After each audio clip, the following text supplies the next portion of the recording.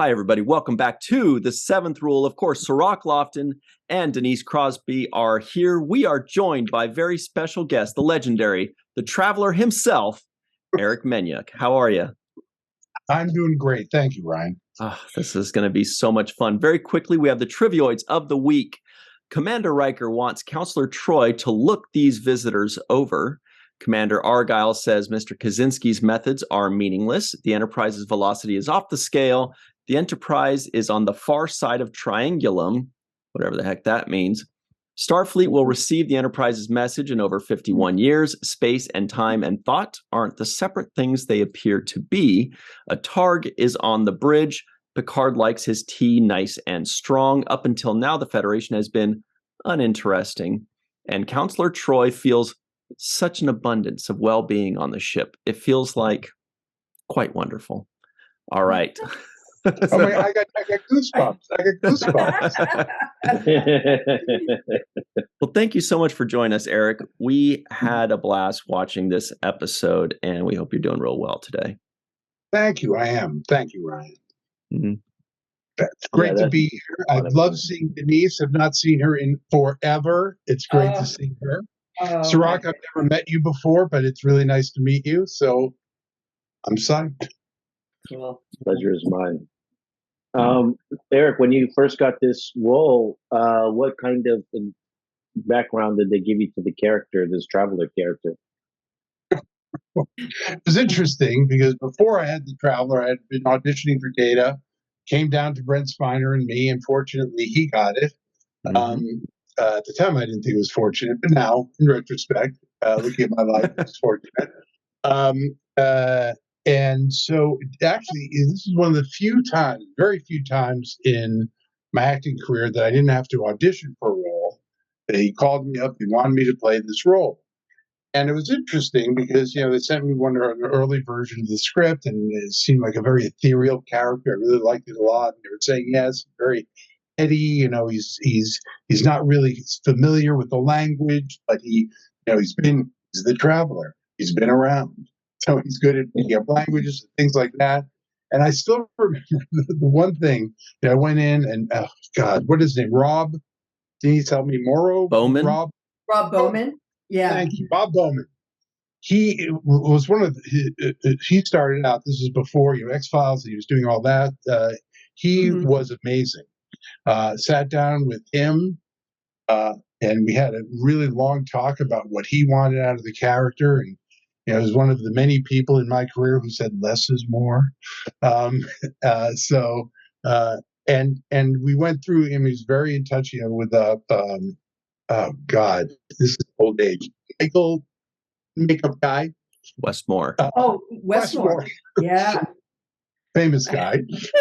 So we'll leave that out. Famous makeup guy. And it was a really collegial effort, putting this character together. The one issue that I had with Michael was I thought he was very tall, thin. At the time, I was a little thinner. And he should have these ethereal kind of fingers. I didn't care how many, but they gave me this club hand with three stubby fingers. And of course, my first comment was, how he's supposed to be at a keyboard. How's he supposed to type with three cubby there? It's not a keyboard, all right? With his mind. Yeah, exactly. It's a touch screen, so you do everything by touch. And I went, oh, okay. Who knew? So that was it. That was fun getting into it, Sirach. It was. That was before there was a touch screen technology. Now everybody's used to touch screens, so it's like, what is he talking about? But this is before that. Right. Yeah. Well, and you'll notice like Kaczynski really deliberately pushes down on buttons, and everybody does it in a different way, There's some of us that are touching a bazillion things all the time, some just one, because we have no reference point at this point, It was early on. This was before any episode had aired. So I don't know if you recall, Denise, way back when. Everyone's kind of nervous because they didn't know that it was going to be the spectacular show that it was. Everyone was kind of, we'll see how this goes. We don't know yet. Absolutely. We had absolutely no sense. We were like in a just a tunnel, had no idea. And again, it wasn't, we weren't getting a lot of positive comments out in the, when it was leaking. The word on the street was pretty negative. Right. And it was filtering back to us in ways, obviously there wasn't the internet, and God, we're really, I sound like, prehistoric, but yeah, it's, darling, there was no internet, there were no cell phones, there wasn't a touch screen, we did everything manually. Oh my God. So, it was, we were getting these, this vibe that, oh, this is gonna suck. This is just gonna suck. And it's, you gotta keep, clear of that, and just do your work and keep your head down. That's right. And I'll say this, what was also really sweet, about the first episode doing that is everyone in the cast, at least, they were really kind of interested and excited, and there was this kind of feeling like we really want to do a good job, because as Denise says, there's a lot of tension out there. Oh my gosh, they're remaking Star Trek. This is the fans aren't going to like it because they're so locked into the original series, and there's going to be all this negative, as she said, negative vibe that we were getting. And so I think in some sense, Denise, and you know better than I, they kind of brought the cast together, and to really want to make a good product. And I will tell you, at the time, I thought all TV shows, I was fairly new at the point, and all TV shows had that kind of feeling, and they don't. Sound familiar, Sirach? Yeah. I'm sorry? Yeah. Well, no, I learned that lesson myself subsequently after the show. I learned that you're not going to find this group of people that have this kind of enthusiasm everywhere you go. You think it's a normal thing, but as you move on in the business, you find that some people don't care about the work that they're doing, or they'll half-ass it, or there's no extra emphasis on quality. So that's one of the privileges of Star Trek, is that the people, everybody involved, really have a high respect for the work that they do. Absolutely. Yeah, and you were Sorry, I was just going to say, in Strzok, you were facing the same thing Denise and Eric were facing when Deep Space Nine started, which was just like, well, is this good? Is this going to work? And like the leaking coming out, people were saying, this is not my Star Trek. Feels like, and then that creates an uncertainty that actually favors the studios, because what they do is they keep the production in a sense of suspense, of uncertainty. And that makes you not come back and renegotiate contracts or whatever it is that you want to get more money. And so by keeping the cast and the crew in that space where you're like, oh, we're going to get renewed, or we're going to get picked up, we don't know, maybe the advantage goes to the studios, because they know it's going to go on. They know, this is going to be 3, 4, 5, 6, 7 years of stuff. But they're not going to give you that much information, because you're going to use it to, tell your agent to renegotiate a contract. But Eric, my question for you is about your chemistry with Will Wheaton in this episode is really good. And what did you do to develop that chemistry beforehand, or did you do anything at all? Well, I'll tell you right now, part of, certainly for me, but part of being an actor for me was playfulness. And Will Wheaton at the time was very young, and I was very immature, still am, some would say. And so we did have, what was interesting is we had a really good bond on the set, and we had a lot of playfulness. His whole, I think for the first, I would say few days I was there, the challenge for him was getting a clothespin stuck to my outfit, because it was so tight, and so it was like upholstery on a car. You couldn't stick a clothespin. Apparently this was a thing he was doing. I don't know why. What? He was the goof off on the set. Yeah, I would say He could be. He could be. He was quite creative and imaginative. Yeah. I know. I don't know if I've told you that.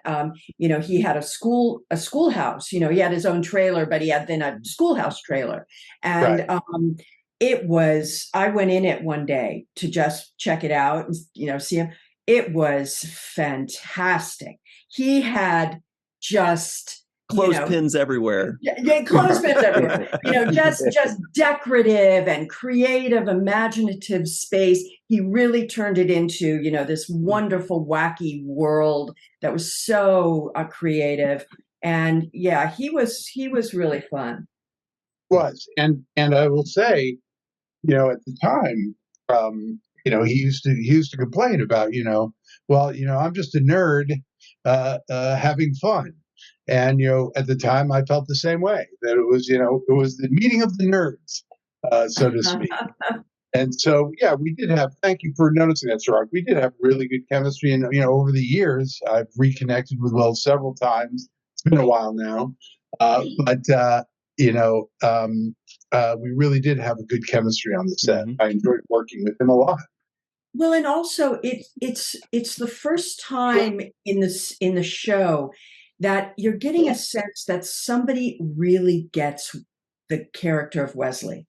They really are getting him. They appreciate him. They want to nurture that. They want those around him to understand what he sees and be very careful and mindful of, this soul, because this is a special one. And, that's finally being addressed and said for the first time, not just, get off my ship, get off my bridge, you put that down, Wesley, turn around, get out of that chair. There's no kid, everybody's so hostile to him. Well, there was a joke about anytime anyone has an entrance or forgets their line, all they have to do is say, "Shut up, Wesley." Yeah. Yeah. That was a running gag. Yeah. Like, oh, shut up, Wesley. Yeah. And then you hopefully get your line back. I mean, and I wonder, as I'm watching now, see, Eric, I'm watching these for the first time in 35 years with these guys. Wow. Which is really, really fun and cool. Mm-hmm. I mean, I haven't seen the show since they aired. I'm wondering how much of the attitude of the cast, portraying their roles on the ship towards Wesley, did that bleed out into the public domain? I would say that. I mean, I know, like I said, having spoken to Will outside of the show at those early years, it was tough for him. Basically, the fans were looking at him like, oh, he's just this, incredible guy who can save the ship and do all this stuff. And, they didn't believe it. They thought, the spoiled kid, et cetera, et cetera. And I think they mistook, the character for the actor, which sometimes happens. And I think, Bill got a lot of grief for that from the public. I understand he did. Mm-hmm. Yeah. And so that was tough. And, it was unfair because, certainly, sweet kid, very sweet kid. Very. Eric, you seem to have a pretty good knowledge of all this. It sounds like you may have watched some episodes a little bit more recently, have you? Than 35 years, I mean. Yeah, but it was more recent than 35 years.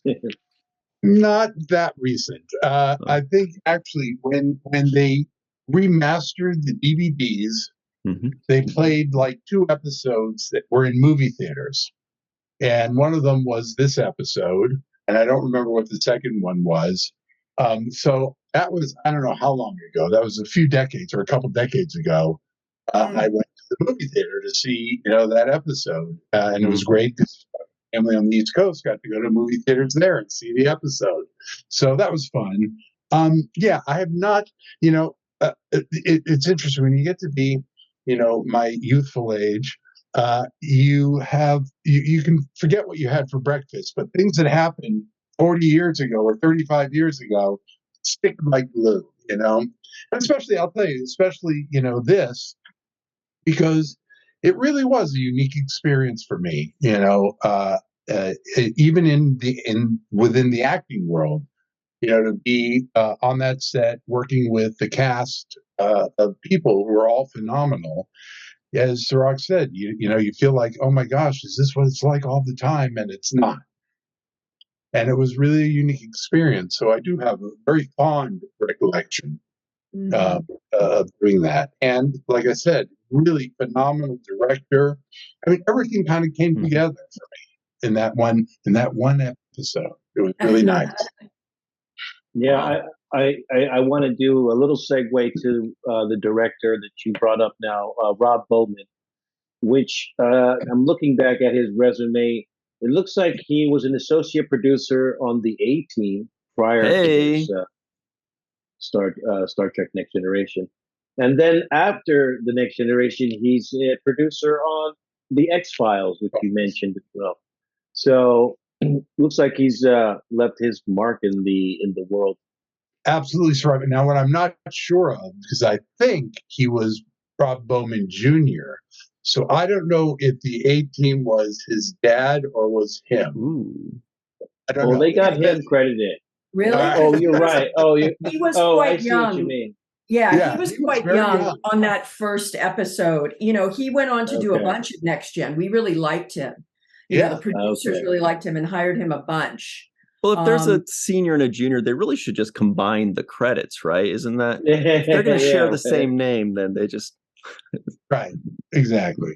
Yeah, because I think he would have been like 5 or something. No. Okay, all right. Eric, have you done any conventions? Have you done Star Trek conventions? A lot of conventions, yes. Actually, more recently, just because I've been busy, I haven't taken up all the offers, but also, I mean, I hate to say it, this Next Gen is now, there's DS9, as you know, there's Voyager, there's Enterprise, there's all the new shows on CBS.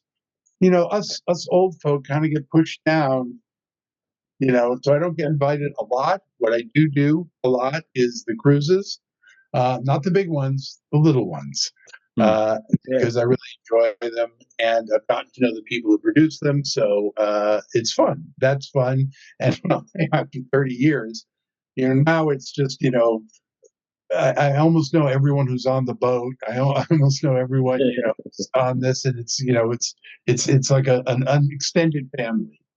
And that, I'll tell you, that is the amazing thing about Star Trek, unlike, almost any other show, because it was, or I think originally, the only conventions you had were Star Trek. Now you have Supernatural, you have all these other shows that have conventions. Star Trek was the original. So, and it is really, I think, a unique experience to go out and see, talk to fans about what they see, and be able to joke with them and have fun with them. It's a lot of fun. The one comment I always get is, "You're not like your character at all." When you were acting, you're not all seeing and magical, coming. Yeah. Hey, speaking of that, though, Eric, we only have a couple minutes left already. Time's flying by on us, but I just got to ask you, since you were the runner-up to play Data, what was your particular thought process when you were playing Data? Was there something you focused on? Was it some weird guy you used to know in high school? Did you focus on giving him like a little tick, or what? Did you have some kind of thing that pushed you up the ranks and made you a top 2 Data pick? Yeah, you know what? Honestly, it was acting. I was acting. For me, interestingly enough, when I saw it, and Brent did a wonderful job. When I saw it, it was similar. My picture when I did it was very similar to what, Brent ended up. I think that I had a little more, what's the word? A little more, for lack of a better word, if you think of someone who's a little bit on the spectrum, on the autism spectrum, a little uncomfortable just in his own skin, not really familiar with what it means to be human. And so playing with that was a lot of fun. I enjoyed that a lot. And apparently I did and almost really good job. You know, No, you did. I mean, it's hard I'm to sure get it was- past yeah. all the hurdles to make it to the final two is Yeah. a difficult thing. Yeah, who knows what these decisions are, you know, No, Mhm. you don't. at that level.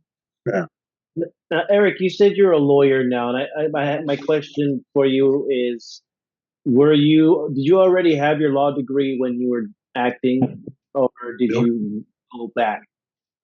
No, I got to the point, actually, I got married. My wife told me she was pregnant, and I said, okay, I've got to grow up in that career. Then the impetus for me was there was a couple things that happened work-wise in the acting world. I just finished a film, The Air Up There, with Kevin Bacon, and it was not a great experience for me. I had wanted to do this play that was being brought. I'd done it in Boston and Chicago. It was being brought to LA, and the producers had to hire someone else, or didn't have to, they did. And so when my wife told me she was pregnant, I said, all right, the trouble with acting is as Denise said, you don't know who's making decisions. What person is just going, nah, and that ends your career, or ends your job. It's not a meritocracy. There were so many phenomenally talented actors that I've met that, couldn't get arrested, as they say. And so many not so great actors who you see on TV all the time. So I really made a decision at that point that I was looking for a job where if I worked hard and I did well, that somehow I would advance. Not to say there isn't politics and law either. There is, but it's not to the extent that it is in that career. So that was my decision at the time. I'd given it a good run. So you went back to school. So you went back to school, and yeah, I went back to school. I think while I graduated in '98, I went to night school. I still, good jobs during the day, acting jobs. I shot, the Ellen Show. I remember there's LA Times. There's a bunch of shows I did actually while I was in law school. And then, when I graduated, that was it. And it's interesting because, I was, a fairly successful actor, and there had some great years and some really not great years. And, I remember the first year my wife said, I never see you anymore. You're not even making as much money as you made as an actor. Why did you do this? As time went on, like I said, though, you work hard and you do well, the career goes up. Mm-hmm. I'm like, oh my God, am I ever going to work again? So, and there are times when I regret my decision, but not often. Great. Beautiful. Well, what kind of law do you practice? Just Yeah. a quick reference. Sorry. What kind of law? I actually represent children with disabilities. I get them services from school district, special education law, it's called. It can be very rewarding. It can be very frustrating, but it's very rewarding. It's kind of Wow. like what the Traveler did. Yeah, you're still Yeah. working with children. I That's take great. kids. And you're advocating, Yes. for This is their perfect. well-being. The Traveler Yeah. lives on in our world. Oddly enough, you're the first person that ever said that, and that is so true. That's why I make the big bucks, Eric. I'm a brainiac. Oh my God. She's a No, brainiac. Brainiac. That's such a that was so obvious to me as you were explaining. I mean, I have a son, and he was needing some aid in elementary school, and of course there are so many things available, but you don't know what to ask for. And we have in California we have this the FAPE. A fair and free appropriate public education that we're entitled. All of us are entitled to all of these services that nobody knows exists, because you check your kid into school and no one tells you that you're not handed a book, a guide. And we were lucky enough to actually hire an advocate to walk us through the system and get some things that really, really changed my kid's life. Yep. And there was a point that I was so invested in what I was seeing and going through with my own son, that I thought, you know what, that I'm going to leave acting and I'm going to become an advocate. Because it will change. It can change someone's life. It does. It really does, Denise. And thank you. You've inspired me even more. It's what you do is tremendous. I know firsthand. Yeah, it is. And what I mean, as you say, is absolutely true. Is school districts, if anything, almost want to hide those things because it costs them money. Exactly. So yeah, it is, and sometimes it gets my heart because these are students who need the most help, and they're not being helped. And there's such a lack of like if you have extreme autism, there's a lot of services. If you have physical, real damage physically, disabilities, real physical things, there's a lot of services. If you're this kid that they can't quite get into a box, and you are scratching your head, pulling your hair. These are arguments I've made in court, Denise. Exactly what you just said. Because actually, my son has a learning. Sorry. No, I have no idea any of this stuff ever existed. I'm glad we're having this discussion. Yeah. And I'm actually thinking from the perspective of somebody who's out there who may hear this, that is underprivileged or doesn't have access or the knowledge of what they're entitled to. What is something that they can do their own homework and investigate? What is the thing to research? Yeah, any kind of website. Here's what I will say. First of all, just to keep back on what Denise said, is my son had a learning disability. Looked like, perfectly, typical kid. No problems, except he couldn't handle being in a classroom because, he felt stupid because he wasn't getting it. It wasn't because he wasn't smart. It wasn't because of anything other than a learning disability. And she's absolutely right. For those kids, it's really hard. And the school districts, people will say, oh, they're just lazy or whatever. And then, Sarak, to answer your question, one thing I want to also say is because under the law, which is the Individuals with Disabilities Education Act, IDEA, which is, he said, provides that all students are entitled to free appropriate public education, attorney's fees can be paid for. If you have a case, you should, I would say you can go to the OAH website and there's a list of attorneys, and any one of them, of course, I'll say if you look me up, that's definitely the time. There's a list of attorneys that practice in this area of law. And there are also, as Denise said, there are non-attorney advocates who also do this. And there are a lot of good ones. Yeah, and even if all of that is not something that is doable, you start with the school that your kid is at. If it's a public school, you ask for a meeting, a testing, an IEP. There you go. It's been so long since I've done it, but you ask for an IEP, which my kid had, and you begin. You're entitled to that. You must have access to that. It's called an IEP. The school has to provide it and start that track. Wow, and this is very important. That's really cool. I'm so glad that we went in that direction and that people could find out what a hero you are, Eric. This is so cool. It's the traveler in real life. That's right. Even more so.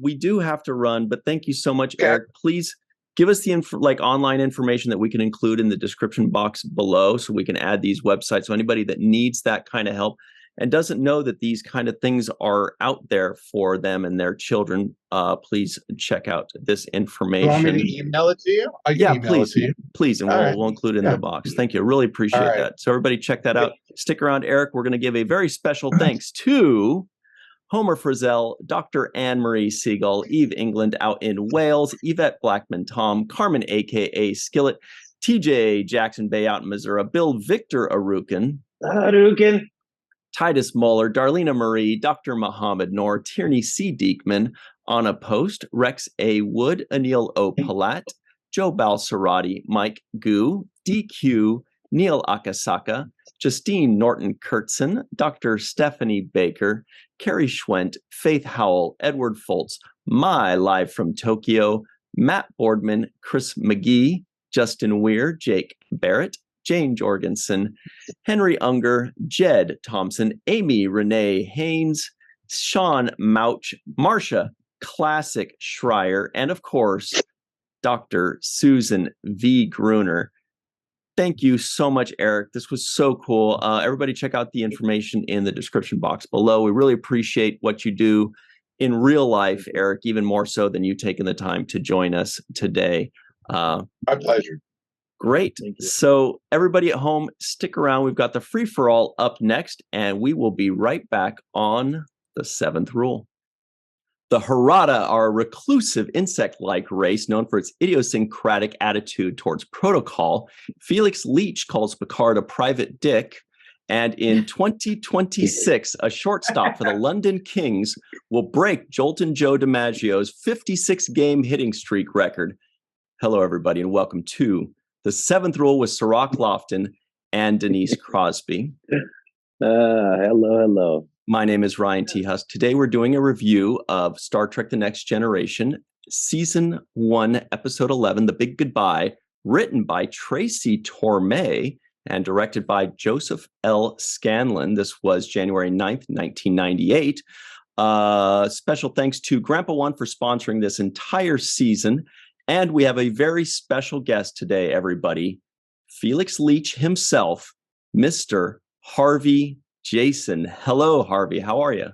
I'm very well. Thank you very much for inviting me. It's a pleasure. This is so cool. First things first, can we just jump into it and ask you a very important question, which is, what brought you to the United States first and foremost, and Hollywood specifically? Well, I came here because I was working with the now legendary Peter Cook, doing a lot of satire, political satire in London. And we came to New York, and then they brought us out to California. And then I did a lot of work in New York on Broadway and so forth. And then I got brought out here by Robert Wise, to do a film with Julie Andrews.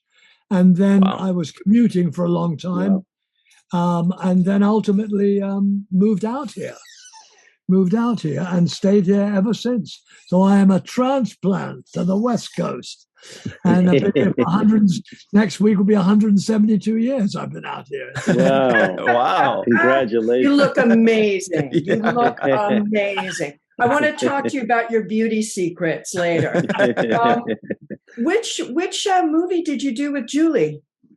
Star. Oh my God.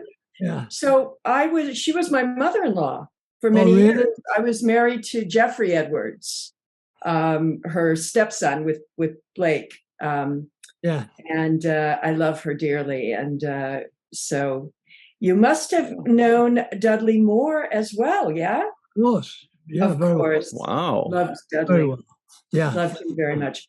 I got to work with him. And actually, I got my SAG card working in the movie 10 that he did. That Blake directed. Yeah. Amazing. So that's cool. I didn't know that about you. Wow, Julie Andrews. I didn't know that about you. This young man has seen some history. He's a Hollywood legend. Also, something that is near and dear to our hearts, you apparently went to school with one Rene Auberjonois for a year. Is that correct? Very briefly.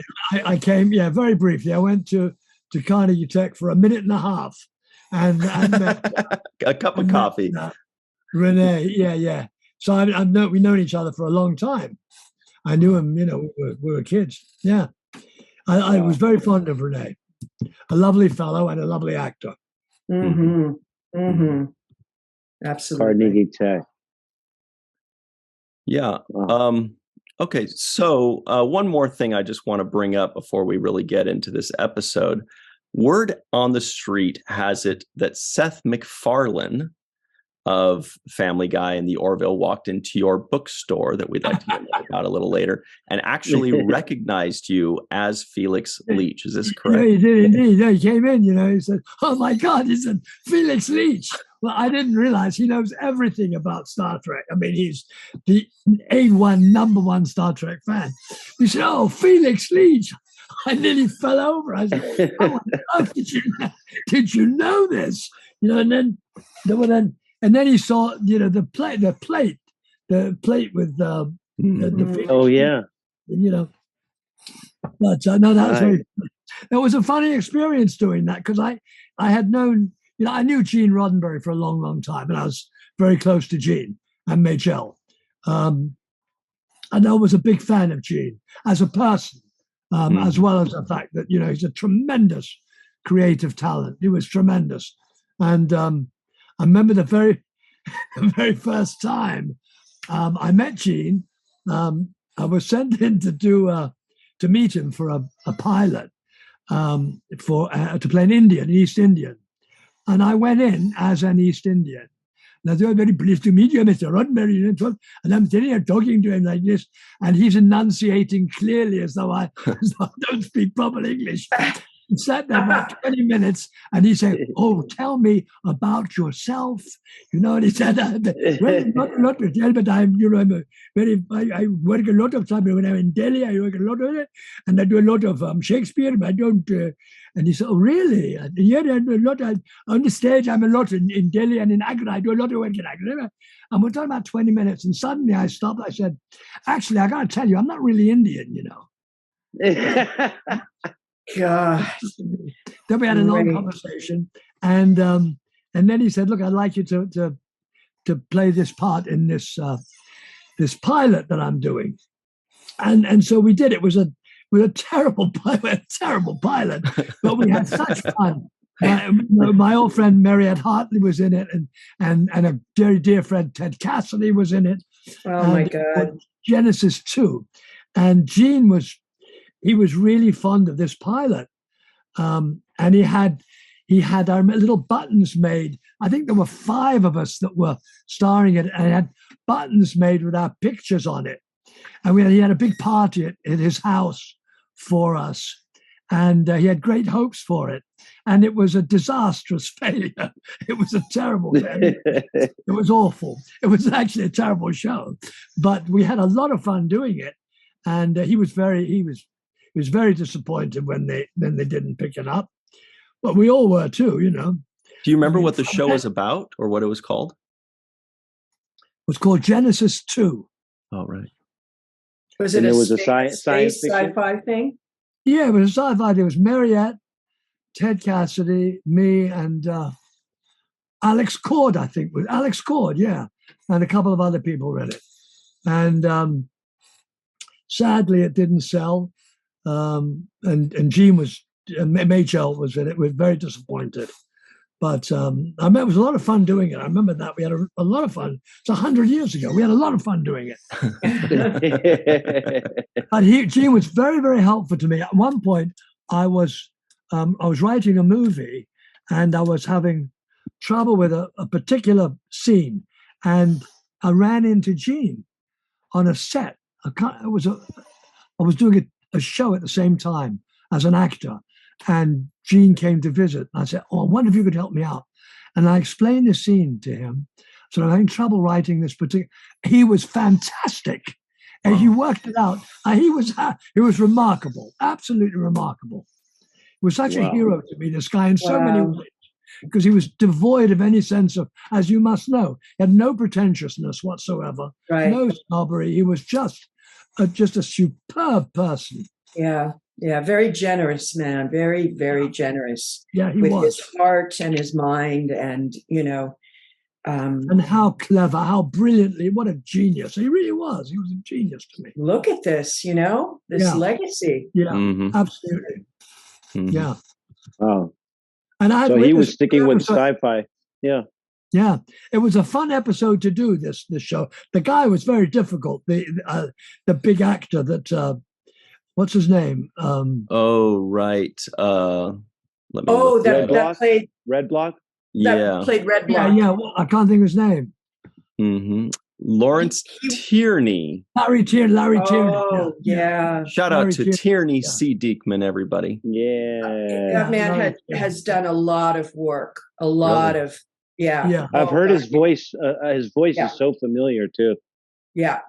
He was a very good actor. Always jealous because his brother was a big film actor, a successful actor. I can't remember his name either. I can't remember my own name, let alone his name. But his brother was a big actor, Steve somebody. He was very resentful of that. But he was a difficult guy, this guy. Really? How so? How so difficult? Like, in what way? I remember he would. I'm not being disrespectful of the dead because he was a very good actor, solid presence. But I remember that he'd blow a line, then he'd blame one of the technicians. That couldn't send a fucking thing. The guy's light, move it over. Then he'd blow another line, and blame it on somebody else. I literally did that right before we recorded. Listen, it's a story of my life. Wow. Huh. He was fabulous in the role. He really had a presence in that role. Oh, he was a really good actor. Yeah. I mean, he was a terrific actor. Yes. And Harvey, I think he elevated everyone too. You just got a sense of how everyone was sort of acting in that 40s milieu. Everybody stepped their game up a little bit, it felt like to me. I'll tell you a funny story because it was Pat Stewart's first thing here. And I had a deal to get very, very cheap transatlantic phone calls. And I think it was illegal, but it was very, very cheap. And I was talking to him about this, and he had no money at this point. So he said, can you give me this? Can you tell me how I can get onto this thing so I can make my cheap calls to London? So I said, yeah, absolutely. And then he came up, he couldn't thank me enough. He said, I'm making these calls constantly. They're like a nickel a piece. It's fabulous. Wow, that's a great story. Now today, I'd like to get money back from him for that. Yeah. We'll let him know. We'll send the bill. Yeah, right. Get in line, Harvey. Get in line. Yeah. What about, had you met or worked with Patrick before? Like, had you crossed paths in England? Never. Not before or since. No. Oh, interesting. No. What else do you remember from your filming of this episode? I can't remember really what happened last week. So I mean, as far as that episode, I've had a bit of a loss. I just remember that it was really a lot of fun. It really was a lot of fun. Had you any knowledge of Star Trek before coming on, or were you just flying blind? Absolutely none. I do remember that particular suit was worn by James Cagney. That I do remember. Wow. Because when I went to Western costume, it had the thing. Jimmy. How fabulous! Western costume. Wow, that was around back then too. Yeah. Oh God, yes. Oh, Western costume was back in the day. It goes back probably to the 30s or 40s. Wow, I would imagine. Yeah. Oh, they're still there, aren't they? I think they're still there. Well, they're not where they used to be. They're in the valley now. Oh, I never knew that they weren't in the valley. I've only known them in the valley. They used to be on Santa Monica Boulevard or Melrose or one of those, giant like. That's right. Big, multiple floors. I remember early in my career going there and getting fitted. Mm-hmm. Yeah. Yeah. Okay. I really enjoyed there was a line that you delivered in this episode that made me laugh. I wrote it down. When Data is pissing you off and he's just rambling on too much, you hit him with enough. Let me kill him. Yeah, he's really beginning to irritate me. The way you said it, I thought that was the perfect delivery. I loved it. Thank you. Yeah. I just loved your accent and your whole, this whole That's very character kind of you. you That's very kind created. of you. Thank you. It was just delightful, and it was just such a different tone and flavor that the show took on. It was just refreshing on so many levels. And I just thought the guest stars just across the board were tremendous in this particular episode, the best I've seen so far for me. It was a lot of fun to do. It was a lot of fun to do. Yeah. And I think that because it was new for the regulars, and there was such an enthusiasm. Yes. And it was contagious. Well, they got out of those spacesuits. They got into something, something they could sink their teeth in, that kind of noir vibe that everyone likes anyway. Everybody likes to play that kind of, why I oughta, and the whole thing. So it was just, you could see. I mean, I couldn't remember this episode at all, but, I have very little to do in it. But I was just going, oh, God, I wish I could have been in that part, in that holodeck. Why didn't they take me? Yeah, with a cocktail dress on. Oh, totally. One of those long, skinny cigarettes. Yeah. It was fun. And then I remember the director called me up and said, I just want you to know that episode won the Peabody Award. I said, I didn't know. It did. Mm-hmm. Wow. What? It's another thing I was going to bring up. And something I didn't know, our good friend and associate producer Anne-Marie Siegel sends this our way. Your birthday is February 29th? It is. Yes, it is. Wow. That's a leap year, right? Yeah. So do you celebrate? Do you celebrate on the 28th? On the 28th. Okay. No, on the 28th. Yeah. Well, that's how you got to be 176. Yes. So he was born actually only 700 years ago. Yeah, he's only 15 years old, actually. It's pretty great. A lot of math there. It's the metric system. We don't. We can't follow it. We can't follow it. Another moment I really enjoyed watching you do, Harvey, was this when the scene comes in and you go out, you're like, I'm going to get Mr. Red Block. He's not going to like this. When you finally come back in with him, you're over the shoulder in the background, but the delight on your face that, I got the boss and you're in trouble. Yeah. I could see it written all over your face. And I thought it was just, here you are in the background, but I could still pick up your energy from there. And I was just watched how you were just rolling over with delight. I'm gonna get you guys. I'm gonna payback. You shouldn't have hit me. Yeah, and I really enjoyed that moment too. To jump on that, Sirach, Harvey, upon talking with you, we spoke on the phone a little bit, and upon talking with you today, you seem to have a lot of joy in your heart, like a joie de vivre, right? And that seemed to shine in your performance. And when Sirach was just saying that, it made me think, is that something that you feel like you brought to every role, or was this something that you just kind of do as an actor, or was this one specifically that you said, finally, I can have a little bit of fun with this one? No, I really don't know. I just know that personally, I live in a state of perpetual gratitude, because to me, gratitude is the most important of all human emotions, and it's the primary ingredient of happiness. You know what I mean? I don't know a happy person who's not grateful. And I think every one of us has at least something for which to be grateful.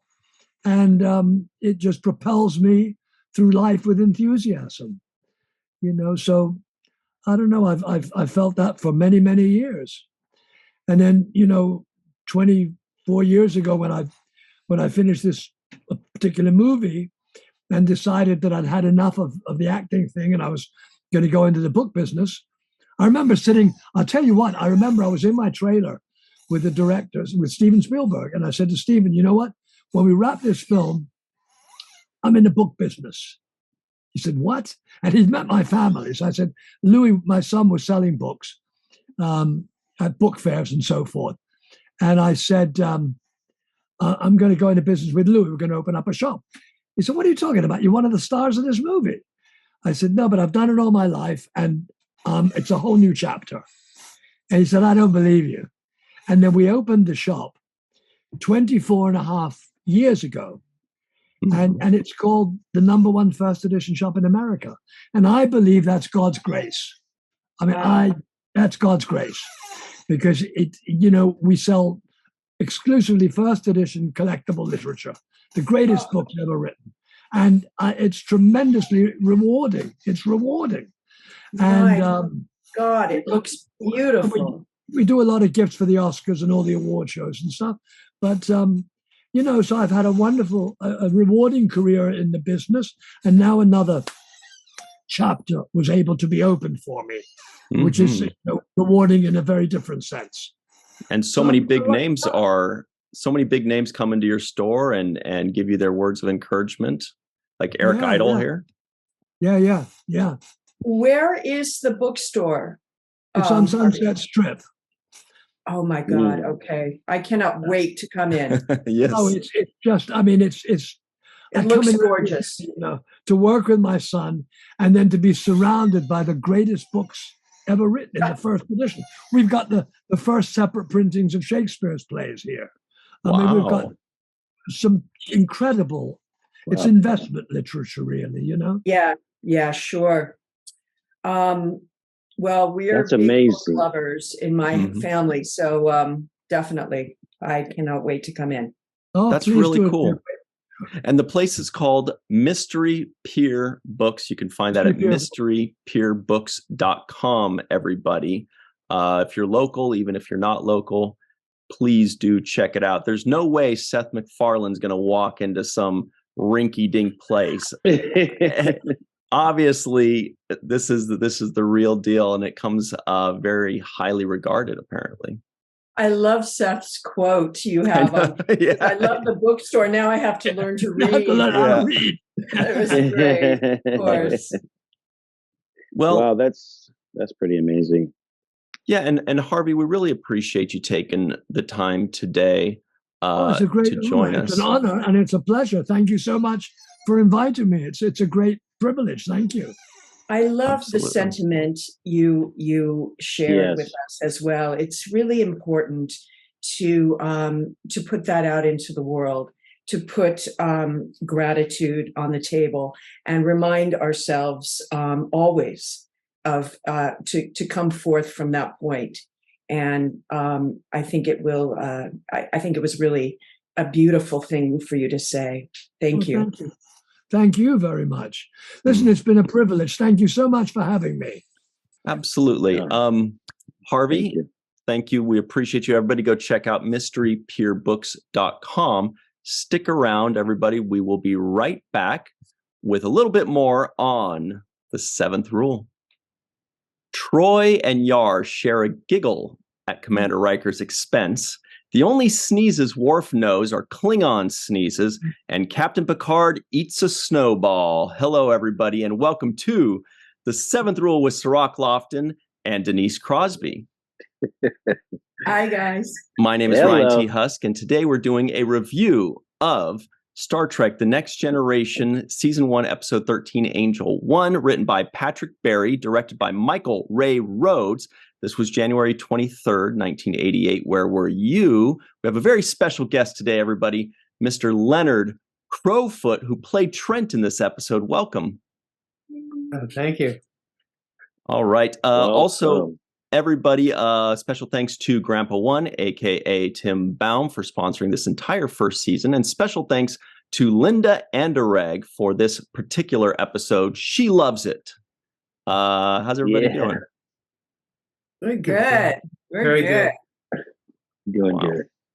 Let's just get started, Leonard. First of all, thank you so much for joining us. And you've got a remarkable story that starts well before Star Trek The Next Generation. Can you tell everybody what made you become an entertainer, a dancer, specifically a ballet dancer? Well, I was crippled when I was a boy. I lived in a wheelchair. Formative years, age 4 to 7. And I couldn't walk for that amount of years. And I went into school later, and the doctor said once I could walk that I should take some exercise. So ballet classes was offered.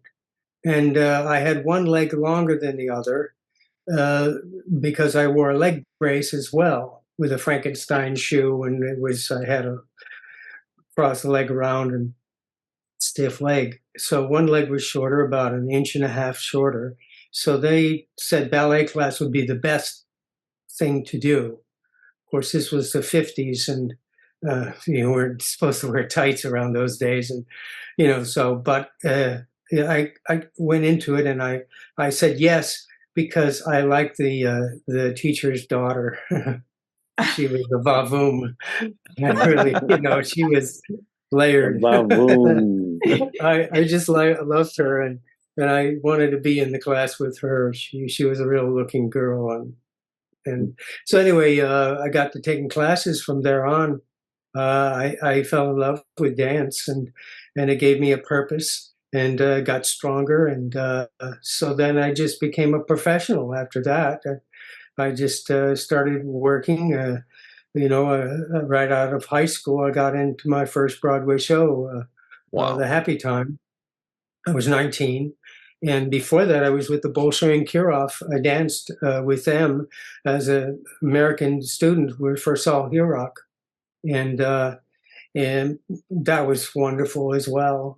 So then I went to Broadway, and I was there from 67 to 85. And I did Broadway musicals, and 6 original musicals. And then I after that, I went out to California, and I did some television before that, but then I got the Star Trek's Next Generation, and Heard of it? It was just terrific. It was, I loved it. Wow. And then when Jonathan Frakes, he needed somebody who could move for the second one for Star Trek Next Generation, The Offspring. So he knew me from Broadway days and said, "Oh, get Leonard back in here," because we'd worked together in Angel One. Mm-hmm. Everybody, real quick, that's listening in, he's talking about, if you remember the episode Offspring, before Lau chose her gender and what she wanted to be, there was a model robot type. This was played by Leonard. I played a metallic-eyed, latex-bunsed, neuter-gendered android. Wow, that's a mouthful. It was great fun. Yeah, it was neat.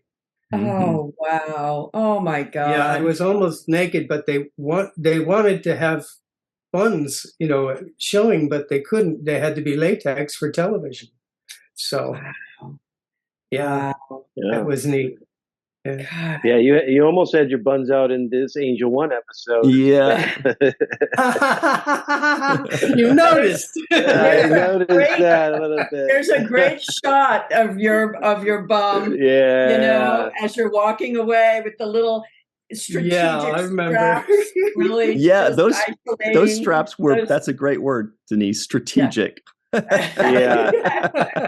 I wasn't looking. It just popped out at me. That's all. I wasn't you couldn't take your eyes looking. off. I mean, it was a close up. Yeah. Yeah. It certainly was. Close up. I was like, okay, well, that's a debut if I've ever seen one. Hello. Hello. Tell us about the auditioning for this role, this first time coming up for the Next Generation. Did they give you an idea? No, I originally auditioned for a Ferengi. It was 3 different Ferengis. Wow. And they called me in for that, and I read for 2 of the 3. And then I was told, well, we're not going to use you for this. You did a fine job, but we have something else in mind. So go home, tell your agent that we'll be back in touch.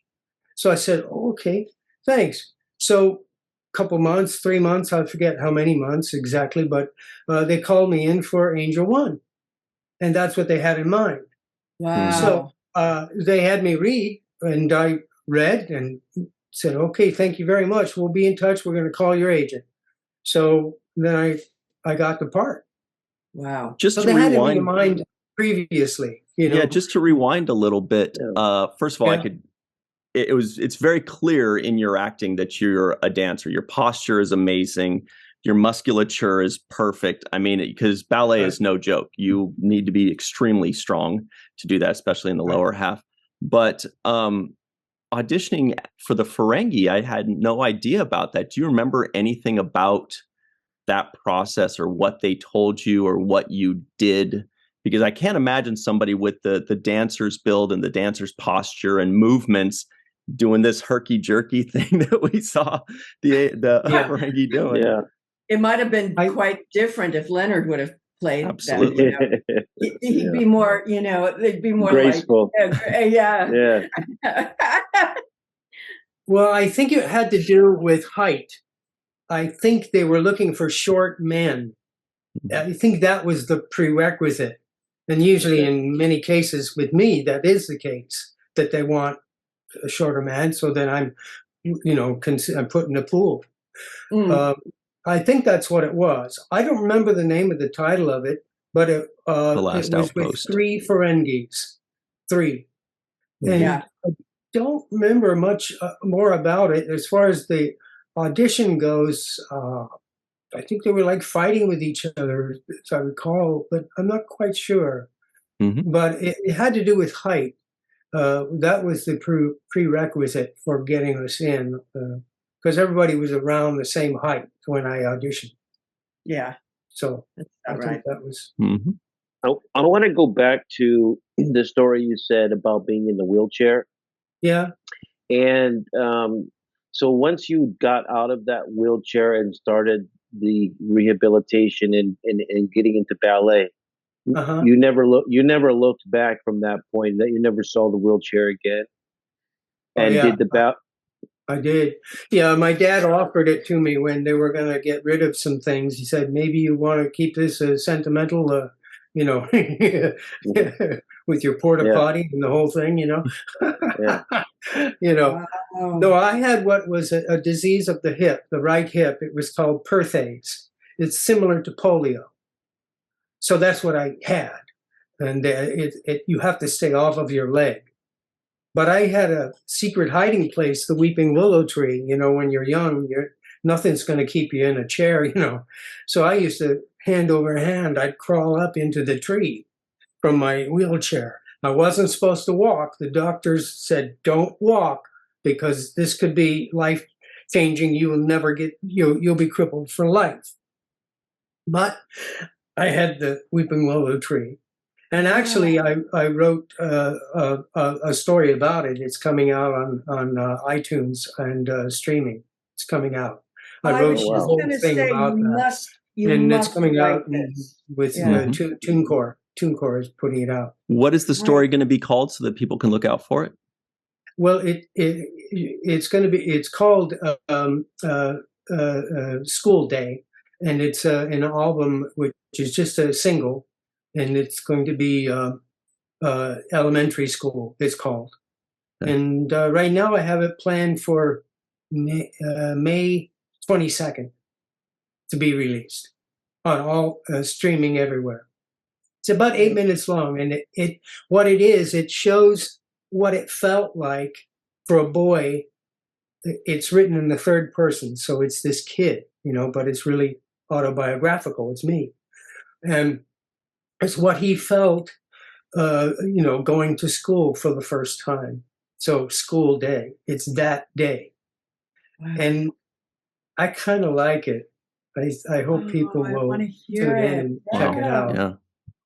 Yeah. Did you have to use a crutch or something when you went to school? So the problem was they did not allow wheelchair accessibility, nor crutches, nor a brace. So I was, you know, went directly into the second grade, having never been to the first grade or kindergarten, and only had minimal training at home with a home teacher. I didn't know my ABCs, didn't know nothing. And it was brand new to me. And the story will explain that. And also, I wrote the music to it. So, wow. But yes, I did wear crutches at the very end After I got the leg brace off, then I wore crutch. I had crutches for about 2 weeks. But when I went to school, no, they wouldn't allow any of that. That's why I couldn't go to school.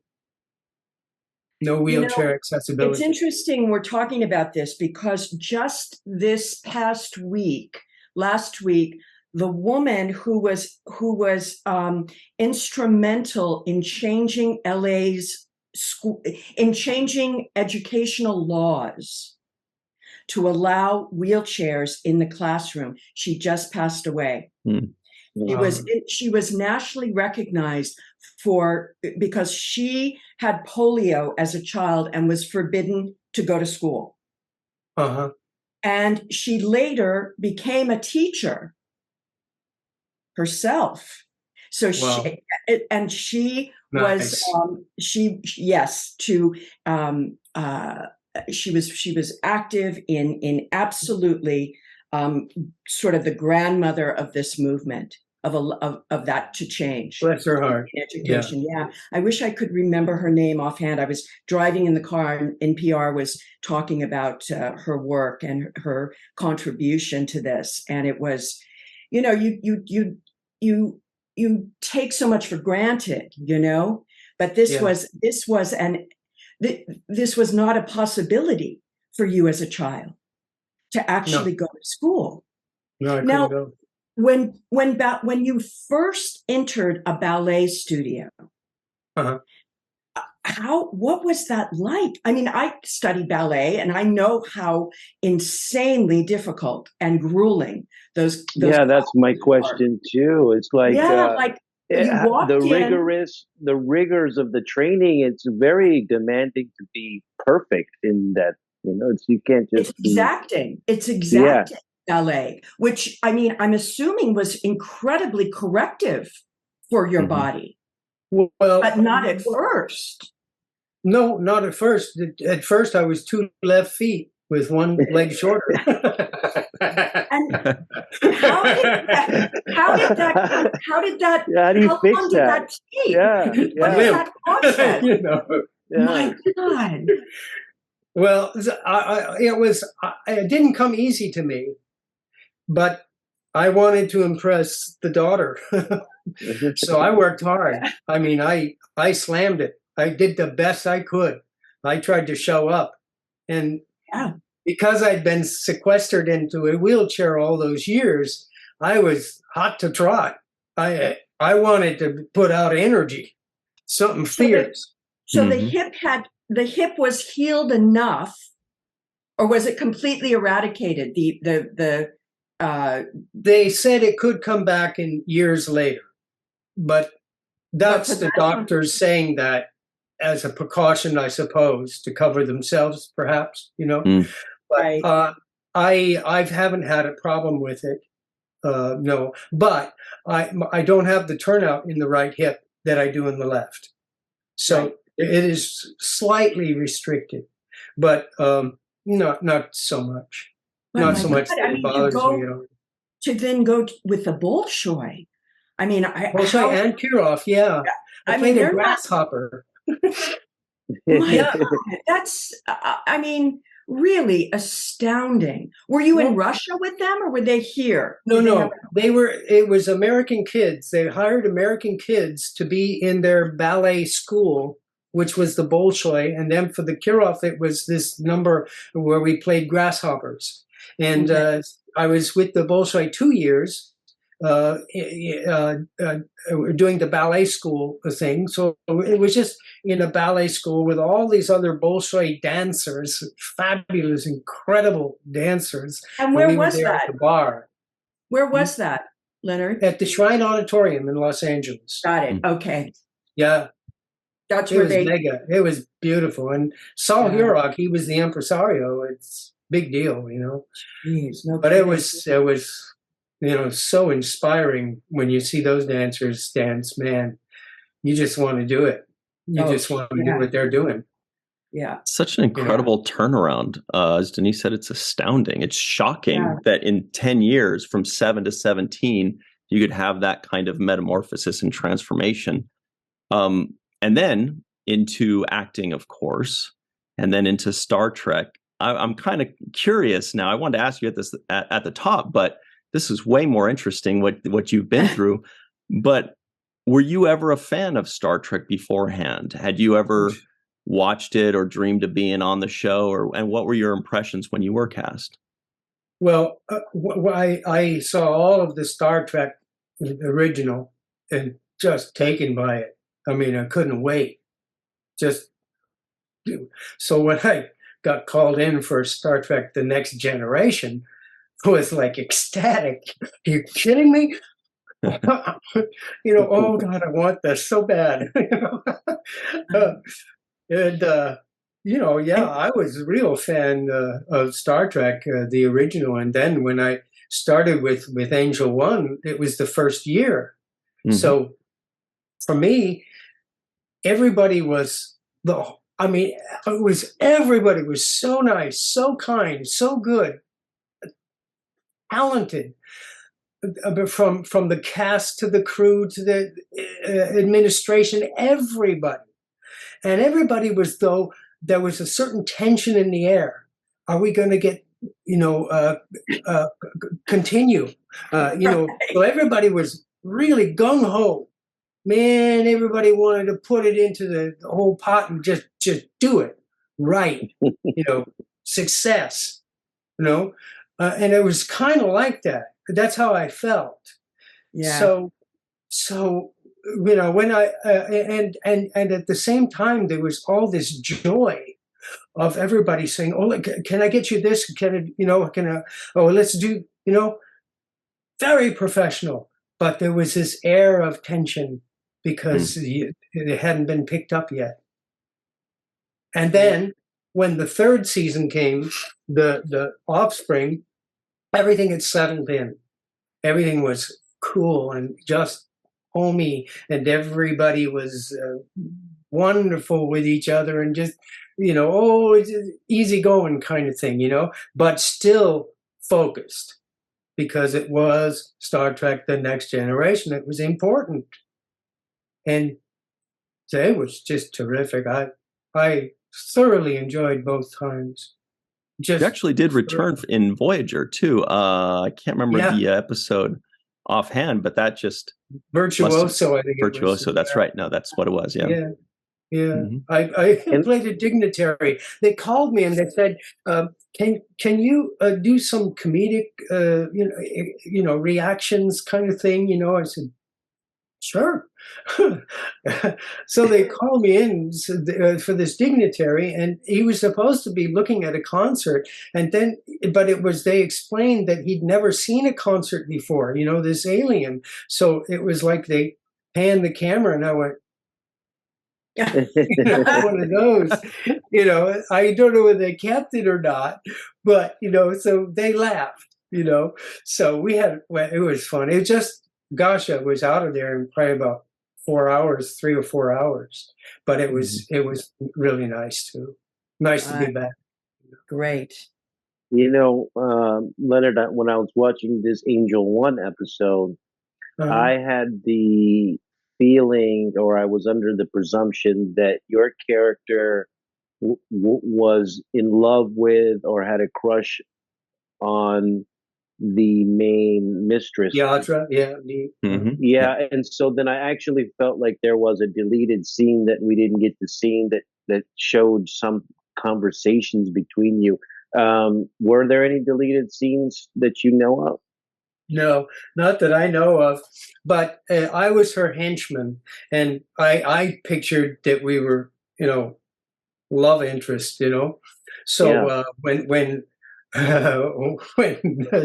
Jonathan came in with his hairy chest, I was quite jealous. That's what I felt. How do you get hair like that? Dang it. And then he's with her, and I was, I was like, this is not set well with me, but she's the boss, and dang it, That's how exactly how I felt. Yeah, it was. Yeah. So you were playing that. That was something you added. in your head. Yeah, that's my character. What I came in with. Worked. And the whole thing, the thing. There's a scene with the spray the chest, with the spray. Yeah. That was an improv. That was mine. Really? I came in I and- wondered about that. Yeah, good one. And they kept it. They And said, when "Oh, we- that's great. And we're going to keep that take." It makes perfect sense because there's all this run up to it being an My aphrodisiac. chest was, he's got Yeah. hair. And I told him, I better make it grow. Yeah,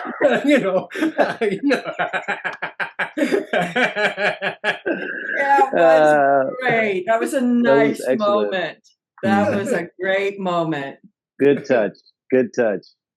Well, it was an I like that amazing. choice. It was an amazing scene. A lot of great scenes with you. You were peppered in throughout the entire episode, which I was happy to see. Sometimes people they're focused in on one scene, but you were really there, present in every scene practically. It seemed. Do you remember how many days that was? Was it 2 or 3 that you worked on the show? I think it was 6 days. I think it was Wow. 6 all total.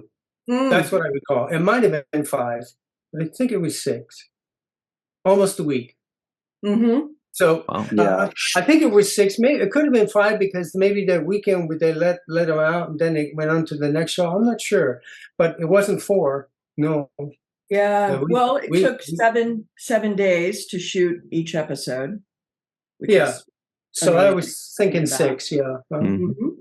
Wow, fantastic.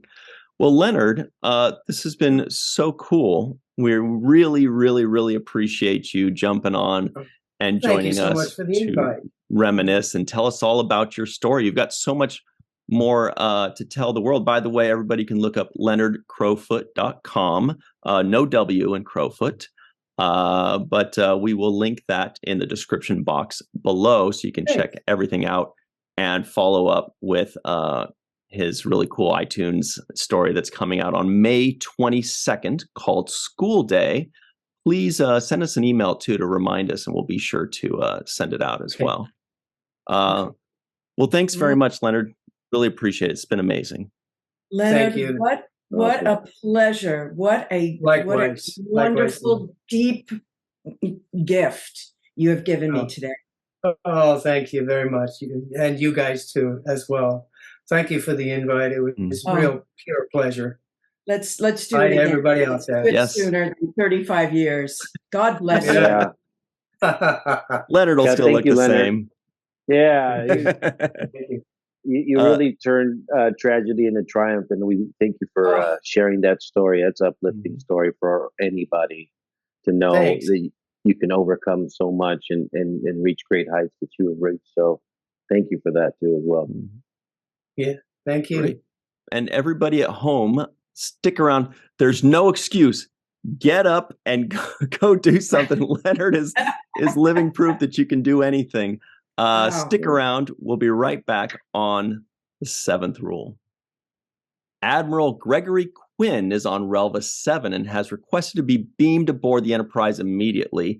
Wesley Crusher has a friend named Jake, and Mordock constructed the checks notes Mordock strategy. Hello, everybody, and welcome to the 7th rule with Sirach Lofton and Denise Crosby. Hello. My name is Ryan T. Husk. Today we're doing a review of Star Trek The Next Generation, Season 1, Episode 18, Coming of Age, written by Sandy Fries, directed by Michael Vehar. This was March 12th, 1988. We've got a fantastic guest. We are absolutely thrilled to have John Putch joining us today. Hello, John. Hello, everyone. Nice to be here. We also have a very special thanks to give out to Grandpa One, a.k.a. Tim Baum, for sponsoring this entire season. Let's just get right into it. John, you played this guy. Yes, thank you for having me. Yes. And before we hit record, Denise asked you how long that makeup took, which is probably the question you'll get for the rest of your life. What's the answer to it? Well, it had to be at least 4.5 to 5 hours because they called me at, figure if your call time's 3:30 and you get in the chair, then my set call was 7 a.m. So what's that? 3.5, almost 4 hours. So, and sometimes it'd be later because, they delay or move something or something. And yeah, I was asleep in the chair. So it was a really long process. But it was a very lucrative guest spot because they'd have to force you to come in inside of 12 hours pretty much every day that I worked. So it turned out to be a nice, extra cheese for coming in so early, thanks to Screen Actors Guild and their rules. So, but yeah, I fell asleep in the chair. Huh? How long did it take to take off? Oh, well, not as long, but I had never done an appliance character before, so I didn't realize that they needed to take it off for you. And no one told me that until the AD or the PA said, "Yep, you got to go back to makeup." I go, "But I'm done." He goes, "No. They need the stuff." And I just assumed I was to rip it off and go home and clean up like you do in the theater. And no, so it took I don't know, half an hour to get it off, and it was rough. They'd be painting that stuff on your head, that acetone and stuff, and it was bad for the skin back then. But, people don't realize that, that they're only focused on the application, but man, you gotta painstakingly get that removed, and at the end of the day, all you do want to do is get home and just rip it off, but you gotta sit there, a whole second level process. Lunchtime was always unique for me because when everyone would go to lunch, it's a walk away on the Paramount lot. So they give you an hour, and you'd walk to the commissary. And me being a Star Trek fan prior to the show, you were in the commissary and you'd see Star Trek, Starfleet characters walking around with their trays. And it was like I took note of it and was just so amazed by it. And I would, of course, tell my wife everything when I got home. Guess who I saw in the commissary today? I saw a Vulcan, and I saw a transporter guy. I saw some gold. I saw some red. I had the whole thing. And then there I was in the blue thing, and I clearly was the anomaly because everyone was staring at me, and I felt like I don't know. I felt like a monster, and I couldn't eat when I got there. Everything would break off if I ate, so I had to do soups, and I had to, they brought me sippy things during the day, and it was hard. I was tired and hungry at the end of every day, but fun nevertheless. I don't think I could get through that today at this. But it was worth it, at least for those of us who watched it, maybe not for you. But as Denise mentioned, she said before we recorded that this was the best makeup she's seen so far. And the Emmy Awards tend to agree because this episode was nominated for Outstanding Makeup in a television series. And this specific thing nominated, that was, of course, Michael Westmore. So great accolades there, and it was, noticed, which is not something that happens very often with Star Trek. Well, it was nominated, but it didn't win, correct? Yeah. I mean, what possibly beat out this? My guess is something non-sci-fi. They hate sci-fi. They're so weird. And also remember, you're season 1, and you're just becoming a super hit, and you know how they are.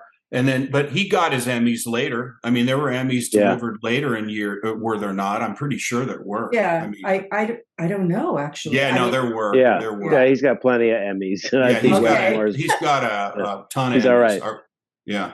Are we allowed to swear on this show or not? I mean, I'll keep it. We can use the word 57 as in 57 Emmys that Next Generation was nominated for. We'll check on how many they actually won, but that's wow. Oh, it won 19. There you go. So that's exactly 1/3. If my math is correct. Yeah. 119 Emmys. Yeah, I mean they were all all in makeup and all in makeup. No, different. That's no everything. acting? Different categories. Yeah. Any acting Emmys? Well, They don't. I'll tell they you don't who give didn't acting- win She an said Emmy. expectantly. They don't give acting Emmys to sci-fi. No, from they what- don't. From what I know. No. No, they don't. Which is terrible because it is acting. I don't know why they don't qualify it. It just, if there's a good story, it should just get nominated. Yeah, to this day, that's the case, isn't it?